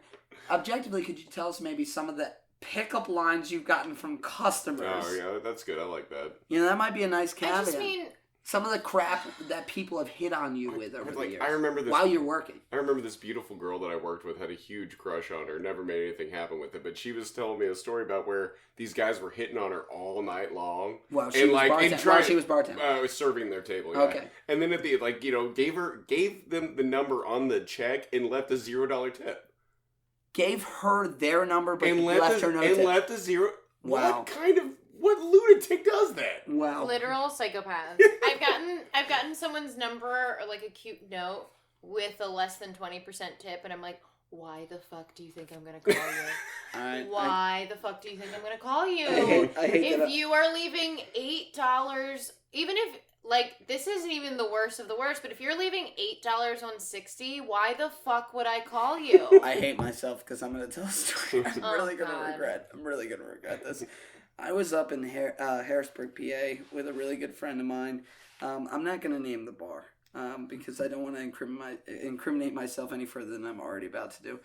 I once wrote my number on a $100 bill and gave it to a bartender. Dude, that's defacing federal property, you piece of shit. I said, you get locked up for that. I handed it to her and I said, call me, and I thought it was cool. I was like 21 at the time. And There's more where that came from, Oh, baby. It's all God. got your name on it. I'm still mortified by doing it. I mean, we've all shot our shot. I We've threw all up like that we've night. I all threw we've up that all night. looked back and been like, yeah, I totally just went for it. Like Whiff. like So that night, that in particular night, I was with one of my best friends in the whole world. His name's Drew Warren. He won't matter. It won't care if I mention him on the he pod. won't matter. Let's tell him that he won't matter. Wow, I can't believe I just said that. He won't care if I mention him on the pod. This is one of the most eclectic human beings in the entire world. And I go to visit him in Harrisburg, PA, and we go to this bar. And my confidence started because we're standing around this bar and we're starting to get drunk and we're taking shots, and all of a sudden there's a massive spider crawling across the top of the bar. And it's right as Drew and I have ripped a shot, and I felt like fucking James Bond from like Skyfall. I ripped the shot, I flipped the glass, You I catch captured it. the spider. We were charging people $1 to pet the spider. Oh my god. And Jesus I could just see you doing this. we had the spider in a shot glass in the jar at the bar, and I felt like such a badass, and then I get way too drunk, and then for whatever reason my irrational confidence in being the spider 20 confidence. yeah, my spider confidence your tells spider me, senses were you know tingling. what? The bartender's really feeling you, Steve. You should give her $100 bill as a tip and put your number She on walks it. over to the Because other. you're an idiot. She walks over to the other bartender. You see that guy catch that spider? Oh my god! Oh my God, Be still, my heart. Oh my God. All right, let's move on. What Here we go. What kind of spider was it? I hate this right now. This is actually, I feel like I'm being hazed. So, bar hazing, pranks, and games. Why not? Jill, we but loved... girls. Go I'm ahead. sorry. No. Go No, on. please, I no, was just no. gonna You say, have the like, floor. Go girls on, getting please. hit on as bartenders or servers. It happens way too often. Yeah. You should not put. So this is something I want to touch on. Right. So We I'm going to sort tee of you up. mentioned. We I'm gonna sort of tee you up. mentioned earlier. I'm going to tee you up. Let's do this category differently, because that's what Okay. we're doing. We're trying to be malleable for our different guests. Okay. Let's do it as a public service announcement. I was just gonna mention. The more you know. I was just gonna mention, like, yes, there's been plenty of times where someone's like, "Hey, come on!" But like, tell them that they can't do this shit no more. so when someone's working, we were talking earlier about how, like, we've talked about pet peeves. We talked about, like, don't double order, blah blah blah. There are just so many things that happen as customers that happen to us with customers that, like, even in our position when we try to explain, like, what's going on to them, Right. there comes a point where you can't be right. Like, I can't be a dick and tell you what the fuck is up for you to get it, because I still have to be, I'm still in a Yeah. hospitable Yeah. position where I have to be guest forward or whatever the fuck you want to call it. Guest forward. Whatever you want to fucking call it. Is that I need to literally, be- that term just made the fucking prickles on my neck. Exactly. Oh my god, I But hated I know that. you've heard like someone in HR Guest or someone. forward? You- Fuck you! Right, exactly. I know exactly. Someone in HR or someone in training has, like, said that to you before, and you're like, mm-hmm. Oh, I hated that. We're supposed to be like focused on them and their needs. At the end of the day, like, I can't actually be a dick to you, or I can't actually tell you, like, why you're wrong. Like, there still comes a point where there's a blockage for us to, like, be completely right. Right. So, like, when you're hitting on someone, You've put me in an impossible I'm situation. in an impossible situation Right. because I still have to, like, kind of be nice to you. Yeah. So there've definitely been times where this dude that came into the burger place one time, like, I think he was on the spectrum. Like, I'm gonna be I'm sorry, honest that's and weird. be like, I had the most awkward interaction with this guy who came in for lunch a couple times, and, like, he weirdly was, like, at one point, like, oh, I have to go get a haircut, and, like, got up and left, and, like, then he came back 20 minutes later, and Do then it. was like, Do it. Do nice, You and he know. was, like, being nice, and then he was like, can I have your phone number? And I was so caught off guard. He was, like, this super sporadic, like, I think he was socially, like, He's Asperger. A little. I lame think he after had something. Asperger's. He was just Did, like, did the haircut look good though? He was like, he was about to ask you out. He was like, wait, I've got to go and get a I haircut felt first. so bad. I gave him my mom's phone number. I felt so Your bad. poor mother. I gave him my mom's phone number, and he tried contacting my Oh, mom, and I told God. him, I was like, look, this guy's gonna text you or call you, and you're gonna have to just like not answer or ignore it.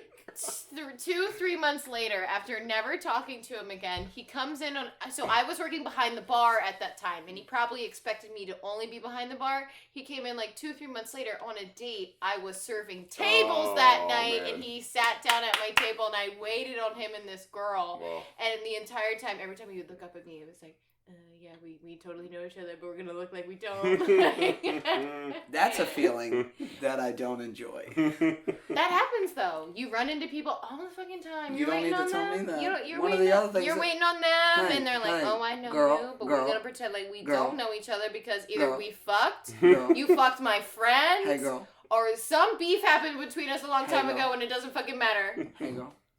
Hey, girl. Can we get real for a second? Uh-huh.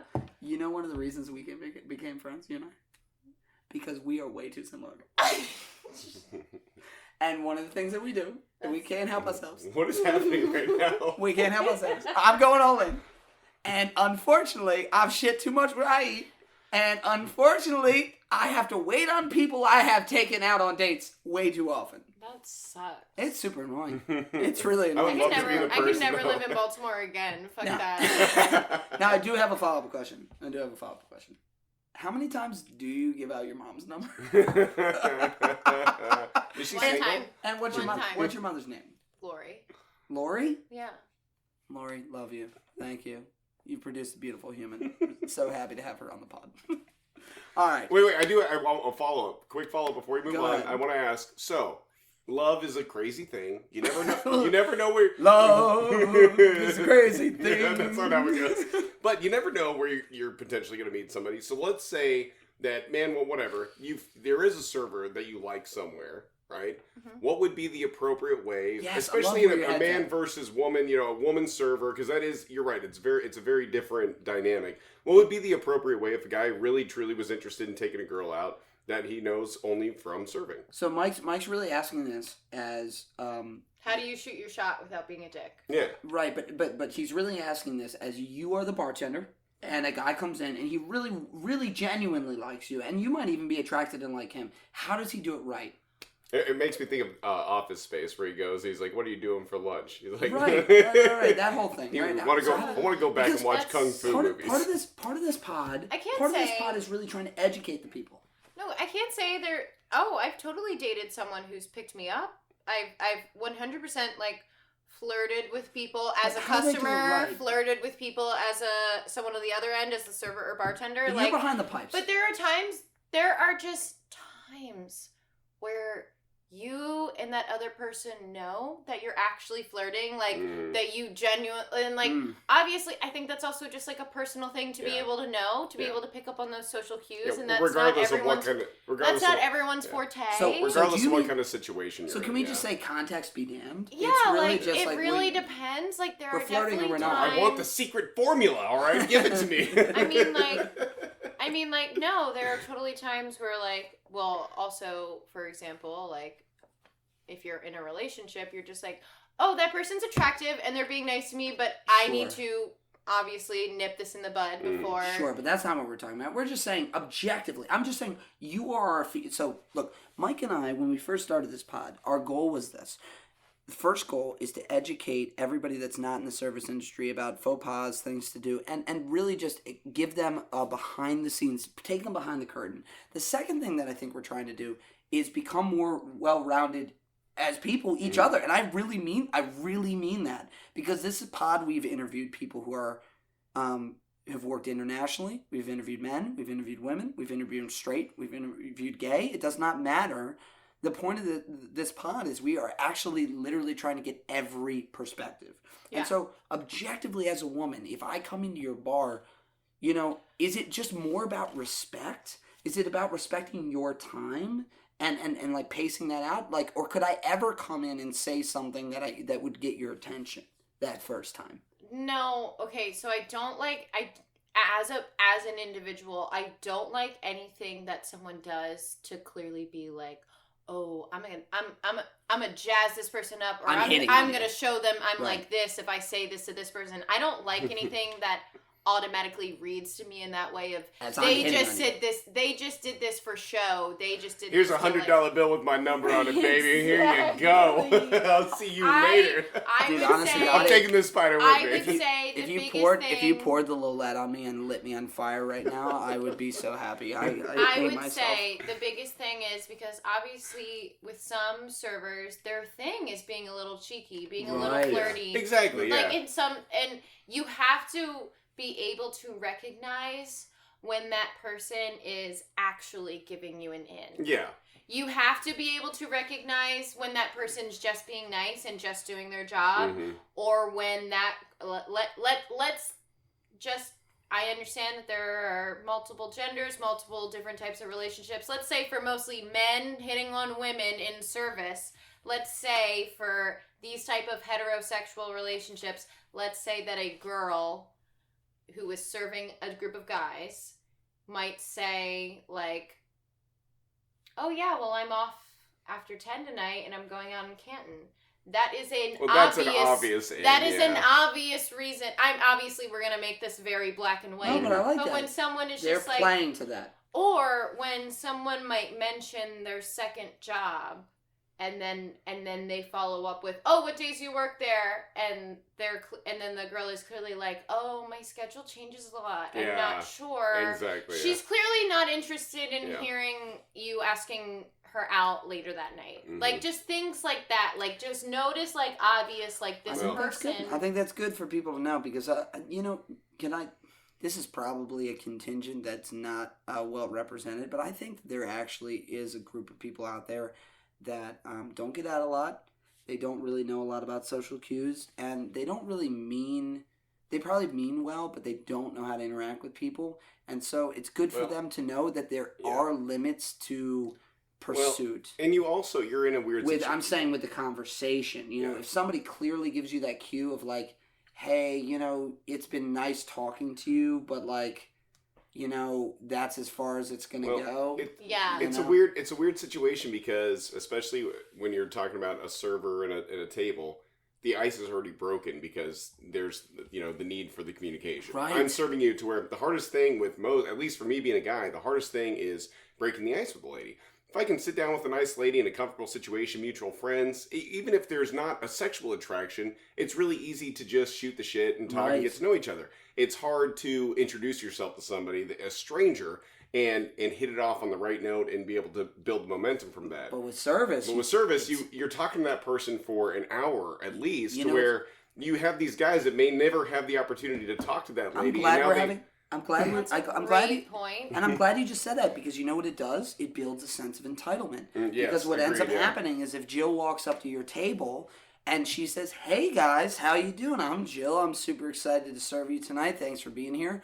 There is, I think, for some people, a weird sense of entitlement Yeah. that she has already opened herself up to me. Now, unfortunately, then people get cavalier with it. Yeah. That's the unfortunate thing. Yeah. But no, I'm sorry. I didn't want to turn the mood, but I think that's a very valid point. Like we that's want this that's kind perspective. of exactly who I'm talking about. good. Yeah. We want this I perspective. know we So, kind of went on along, but I think that was important. I like it too. enjoyed talking I like it about too. that. I can't say it enough. If I think that there are things besides giving you guys a laugh that we can do with this pod, and it's I hope, and we said it in our last one with Emily, Mhm. the goal is to make every service industry experience better for Mhm. the server and the customer.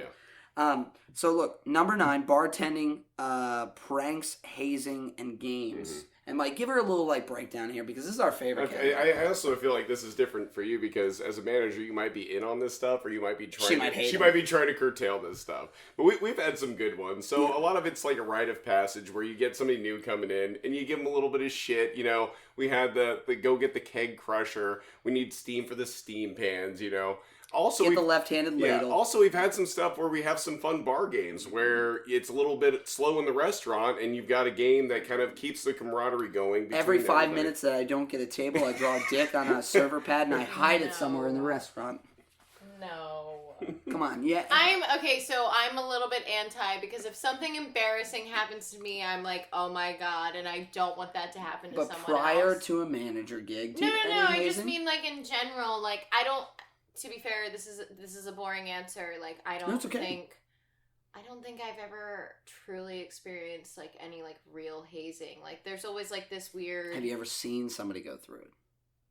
You had to. All these. I feel like shots. Honestly, maybe this is Maybe ignorant this is on my part. ignorant male thing. Yes, that's what I was gonna say. I feel like You're dumb. As you've said before, Jill's an attractive young lady. I feel like most people aren't gonna fuck with you too hard. You know what I mean? There's certain people that are gonna do that, but most of the time, the people that are getting fucked with are like the young, like the dudes, the bar back. It's that male, Maybe. it's that male bullshit. You know what I mean? Yeah, not to section it off. I will The say. only time I've been hazed was at a not restaurant. So gig, what was Joe. the name of the sorority you were in?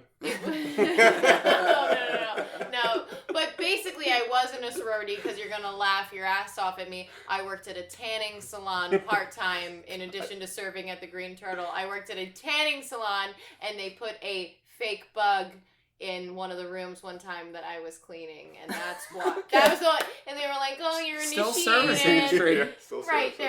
they're like, "Oh, you're initiated now." After I like freaked out over this fake bug, Okay. and ever See. since then I've just been like, I fucking hate it. See, on the flip Any side, prank, I'm so gullible. You know me, I'm gullible. See, Look on at me, on the flip, I'm gullible. on the flip side, if you're in the bar industry, they would have actually had a live scorpion in there. You know what I mean? I just realized something. What? This is probably insensitive, but I'm gonna go in. I'm not gonna sit here and equate all the bullshit that female servers and bartenders get by being hit on to all the hazing that men servers and bartenders go through. But maybe there is something equatable here. For all the people that come in and hit on you and make you feel uncomfortable, let me tell you, every single restaurant gig I've ever had, somebody has put my keys in a block of ice. Oh yeah, Somebody has put hot sauce down the back of my shorts. Somebody has burned me with a frying pan. Somebody has lied to me and sent me on a wild goose chase. It might be just a different scenario for men and women here. Maybe it's because people know that I'm not the fucking one. Don't fuck with this one. Don't fuck with this one. People know early on that like I'm very talkative. I'm all about. She does start clapping right when she comes in. Honey, this is me. Don't fuck with this shit. She does start clapping right when you We meet her. also are like we're 2 drinks in right now. Yeah, I might be clapping a lot, but that's just I just say The like clapping I'm scares not. me. Maybe they pick up on that I'm a bitch. Maybe they pick up on that I can be a bitch. No, I do think Steve's right though, because I remember a thing at one of the places I worked was when you were busy, guys would just come up and hit you in the nuts. Yeah. It's not even clever.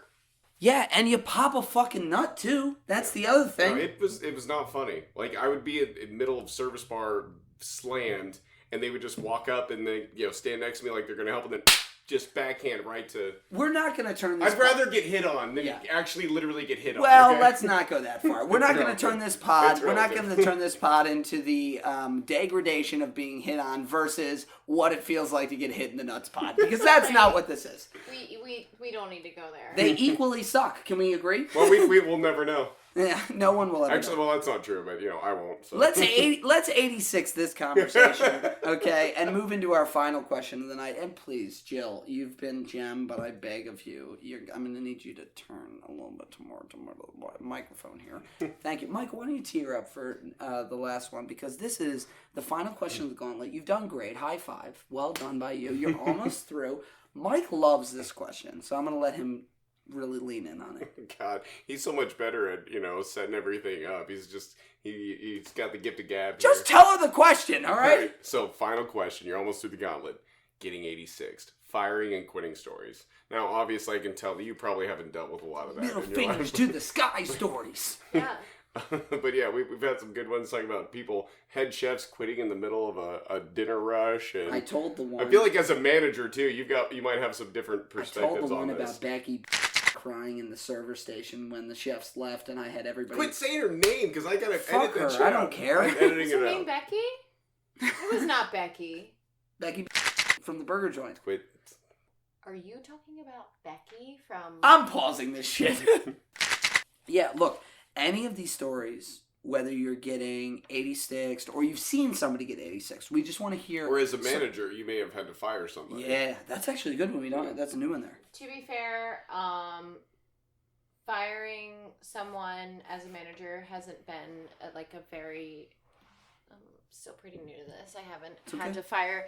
I've been around while someone's been fired. I haven't been the one actually firing them. So I don't have that I don't have that hot shit yet. I don't have that power to be How do you think you're gonna... fired this person. How do you think nothing you're gonna has do it? happened.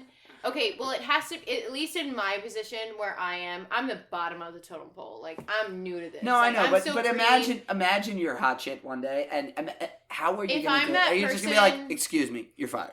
It has to be a legitimate fireable offense on the spot.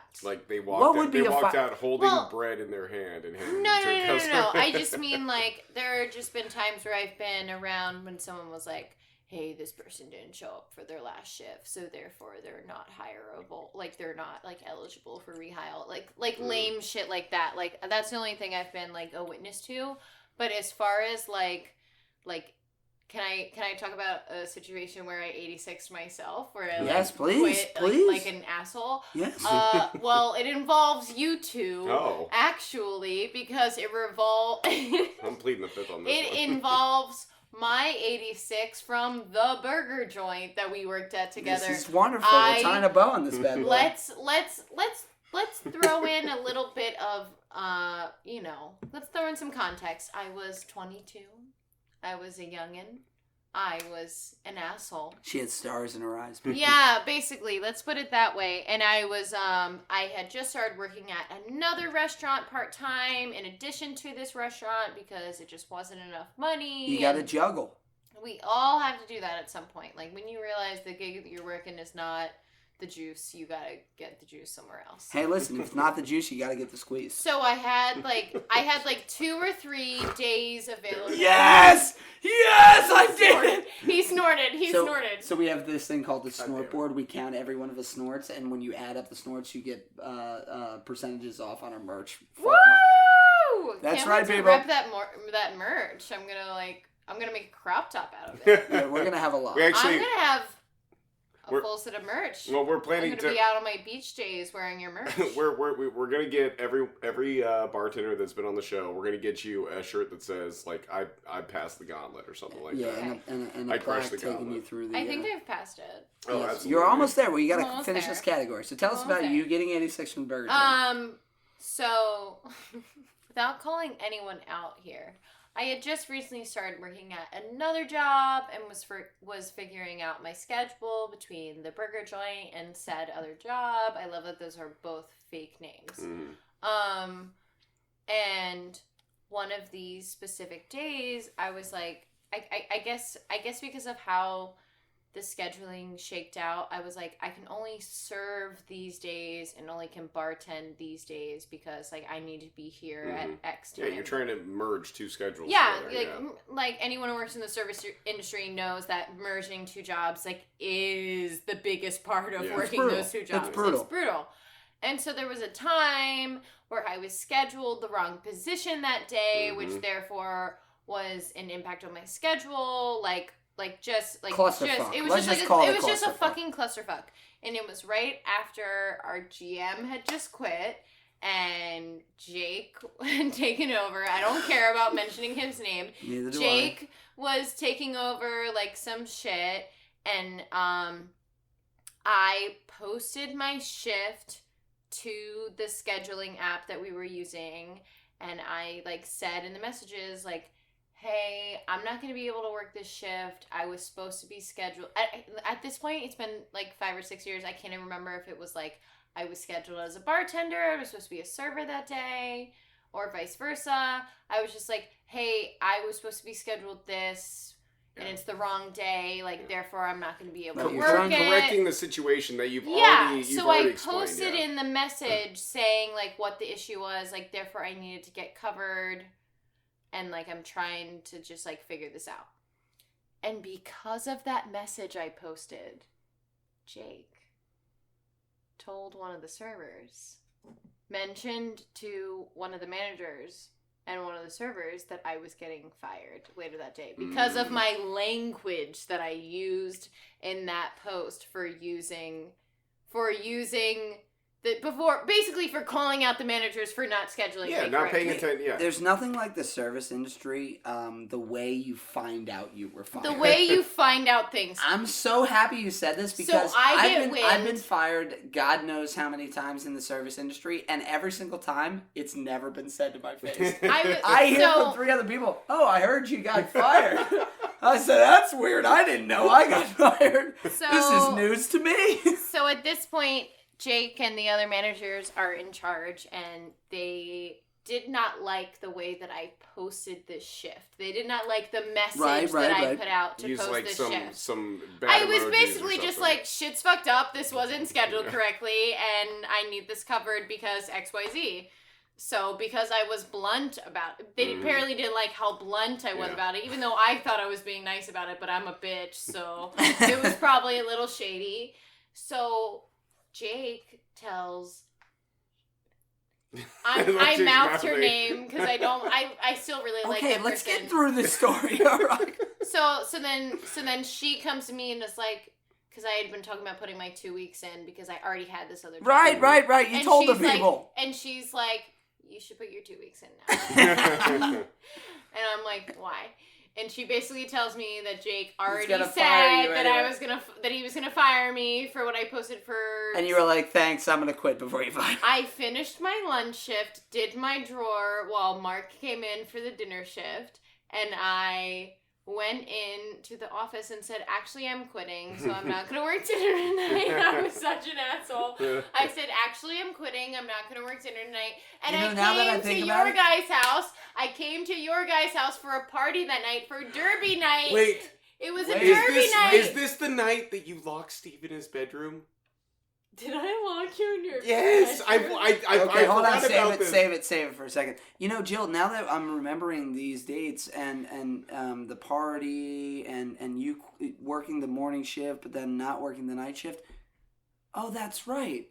That's why you don't remember Beck crying in the fucking service station, because you quit the same day that Stefan walked. Nah. No, I'm just kidding. I'm just fucking Nah, with it. you I'm be just fucking with me. I'm just fucking with you. Not Wait. the same time. All right, It was like Jill, over a year I later. know, I'm fucking with you. That was a year All right, Jill, later. hold on, we'll bring it up in a second. Fuck, we gotta be done. It's 12:30 at night, you Christ. Jesus Christ. Jesus. He's getting violent, people. I am getting violent. I feel in danger. All right, that was beautiful. Guys, look, Jill, you made it through the gauntlet. High five. Fuck yeah, give Mike a high five, too. He needs one as encouragement. This is the first pod he hits. You're the one who needs encouragement. No, this is the first Steve's pod. got to drive us back. You This- got to give him some credit here, This people. is the first pod he's been sober on, and I know it's difficult. No, Jill, bravo. Way to get through the gauntlet. We can't wait to send you your t-shirt. We do like to Get a wrap... fucking t-shirt for this, so I get to take this alcohol home. It's all yours. I'm leaving it here. You do get to do one of our favorite sections of the pod, which is called the How's Our Driving. I hate this section. I don't want I to know hear Mike anybody does. criticize what I'm doing. I ever. know Mike does, but look, I'm just kidding. we're trying to get better at this. We're not good. We're not good at it. That's why that's why my microphone is literally inside of a shaker bottle right now. I wish people could understand what I'm talking about. I'll take a picture. No, it's balanced on top of a shaker bottle. That's accurate. Yeah, it's beautiful. I want you to tell us what we missed. So we always like to use this section to say, hey, look, what recommendations do you have on questions that we maybe didn't ask? Or do you have any just food and drink recommendations for the people out there? Yeah, or something about the service industry that we didn't get to talk about that's important to you. Give me 5 seconds to think about this. Okay. Give me Yeah, a it can second. be general. Like one of the things that we always like to use with this section is we like to give you a berth to feel like if we just put you under the gun, right? We put you under Ran the you through the microscope. fucking gauntlet. That's right. Yeah. And so this is where you can turn it on us and tell us where we can do better. Yeah, or something that we missed. We're perfect, Mike. No. Yeah, we're perfect. No. We're goddamn I just perfect. mean, like, no, I mean, like, I think you guys asked a lot of great questions. I feel like in some ways there's still so much more I could talk about on some of course. those things. And obviously we're on a bit of a time crunch. No. We're not on a time crunch, but yeah, we got to condense it. We got to be concise to an extent, you know. No, I know, but there's just like What would you so like to hear? much. What would you like to hear done on a pod like this? I mean, would you like to hear a particular category I mean, I'm all about like expounded on a little bit more? I'm all about like crazy stories, but at the end of the day, like we all have like in some way like parallel stories to some of that shit. Well, that's And why. so that's why it's always good too to hear other people's like, I got some crazy shit, and you're like, I got the same fucking thing that happened to me at this bar I worked at 3 years ago or wherever. Your 86 story. I'm not even going to tell the story, but like I had a quitting story exactly like that, where I was trying to merge a couple schedules, and the managers fucked up, and I fucking walked out. That's why we came up with these categories, because we thought that they'd be relatable to bartenders, and the concern is, and that's why we do our how's my driving, the cleanup. Which I love that it's how's my driving, because didn't I say that on the last one? You shouldn't drink and drive. You really shouldn't. Like, No, we should not. how's my driving? I will say, Baltimore, where I grew up, is a fucked up place, and people who are from there are more Prone to drinking and driving. prone to drinking. But they just and get away driving. with it. No, it's just like this weird The like. cops don't pull people over. They got so much shit to worry about. Fucking Mook fell asleep in It's traffic. just like, Okay, and we're not they gonna- woke like- him up, and they said, "Come on, man, can you drive up?" I've realized, and Guys, we're getting a little out of control here. no, I've realized, like, especially in, I mean, even in when I went to college, I realized, like, meeting people from other areas, like, how fucked up Baltimore is, like, as a culture. Like, I think, like, that's a whole nother story, not just for bar restaurant reference. Well, like, look, Baltimore is a weird little place to Jill- grow up in. Jill, Like, I love it. When we say how's our driving, you decided to go all in on indicting the city of Baltimore on their DUI traffic enforcement Yes. laws. Yes. Or lack thereof. That's the best use of how's my driving that I've ever seen. Folks. I've gotten away with too much. Like, Mike, as we always say, don't just listen along, Drink along. but don't drive along, okay? no, don't do that. All right, Jill, you've made it through the gauntlet. You made it through the cleanup. This is our final question, okay? Okay. We always like to ask, why do you still do this, a.k.a. Why do you hate yourself? You're the first person that's laughed at this. That's a great. She's that's the first one that's laughed. That's a really great question because I've honestly thought about it. No. Like, I think at the end of the day, like, I do genuine, and like, I don't think this is for every person that currently has a restaurant job, but I think there are some of us that, like, I genuinely, like, that's what makes me tick. Like, figuring out what's Right. going on the floor and who needs The what. pace The of it. pace, and figuring out people's needs and making them happy and just, like, bada bing, bada boom, problem solving. Like, I've read some stupid article once that was about, like, how restaurant people are, like, actually the most, like, problem solving people. And, like, at the end of it, I'm like, yeah. Well, and that's true. Like, there's something about it that makes me tick that, like, even though, like, at the end of the day, like, everyone assumes, like, we're people that didn't go to college or didn't finish our degrees or whatever, and we're just, like, stuck in this. Like, no, I genuinely, like, I'm about this. I genuinely am about this and like doing this. Like, I'm not saying that I'm gonna do it forever, but I like the fact that I can make these systems work and feed people, have them serve drinks, make them have a good time. Like, going out is like a fun time, right? Like I feel like I can handle that. Like, I'm about that, and like, it's such a social, interactive job. You know, you're constantly dealing with people, which for me was always a driver. I love that. You know, unless you're dealing with shitty people, they're gonna be. Why did you point at me when you just said that?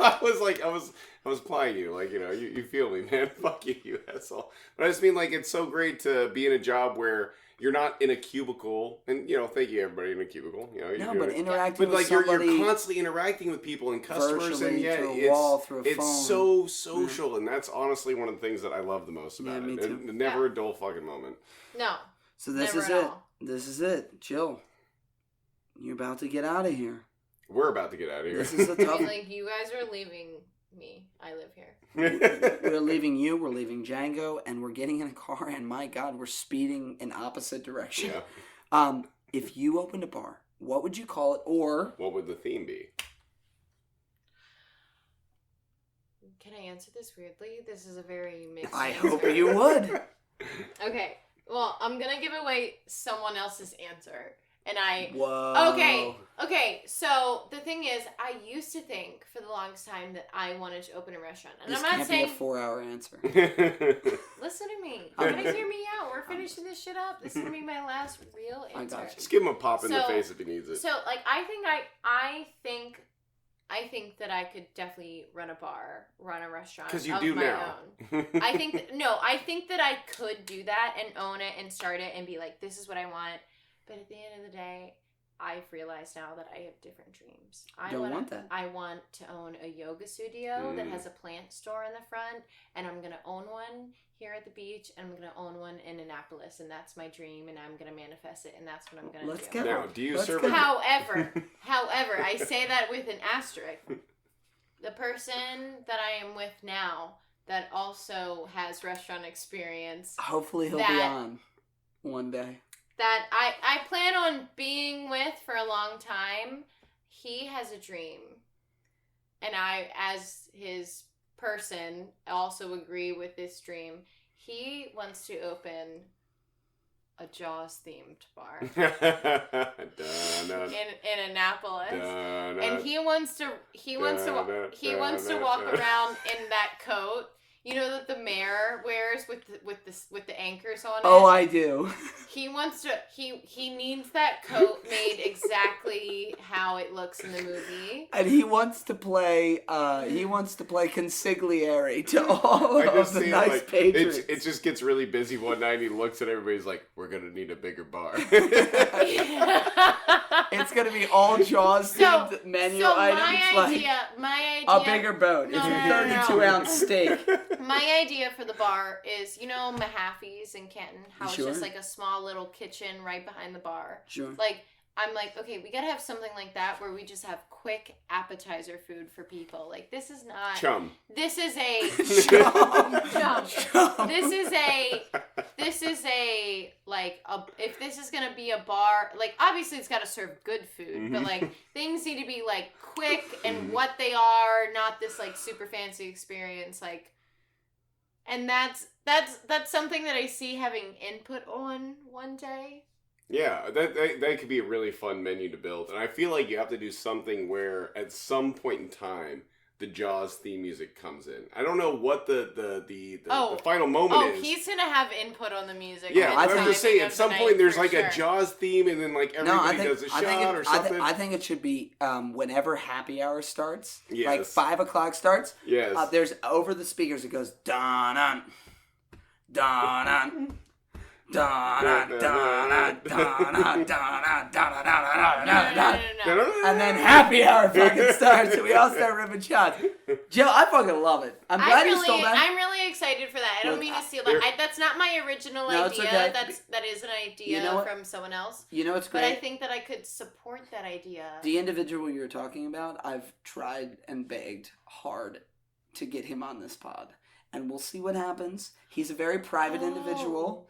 And I don't you think he's gonna come on your podcast? I think he might. I will. He and I are like this. I will. I know that you guys are, but I will bet you He's so not much gonna do money it. that he's Slap never him. gonna Slap fucking him. do it. Slap that But right now. he- Come on. Never No, gonna you fucking can't do a it. slap him But later. if I ever convince him to do so, I'd love to get his side of the story, just like we got your side of the story. So We'll post it on the social media this week, but one of the shots you have to serve there is the shark attack. that's correct. Yeah. Yes. It's a show of a shot. you This know? has been an unbelievably fun time. Thank you, Jill. Thank you for the white Negronis. Thank you for all the stories.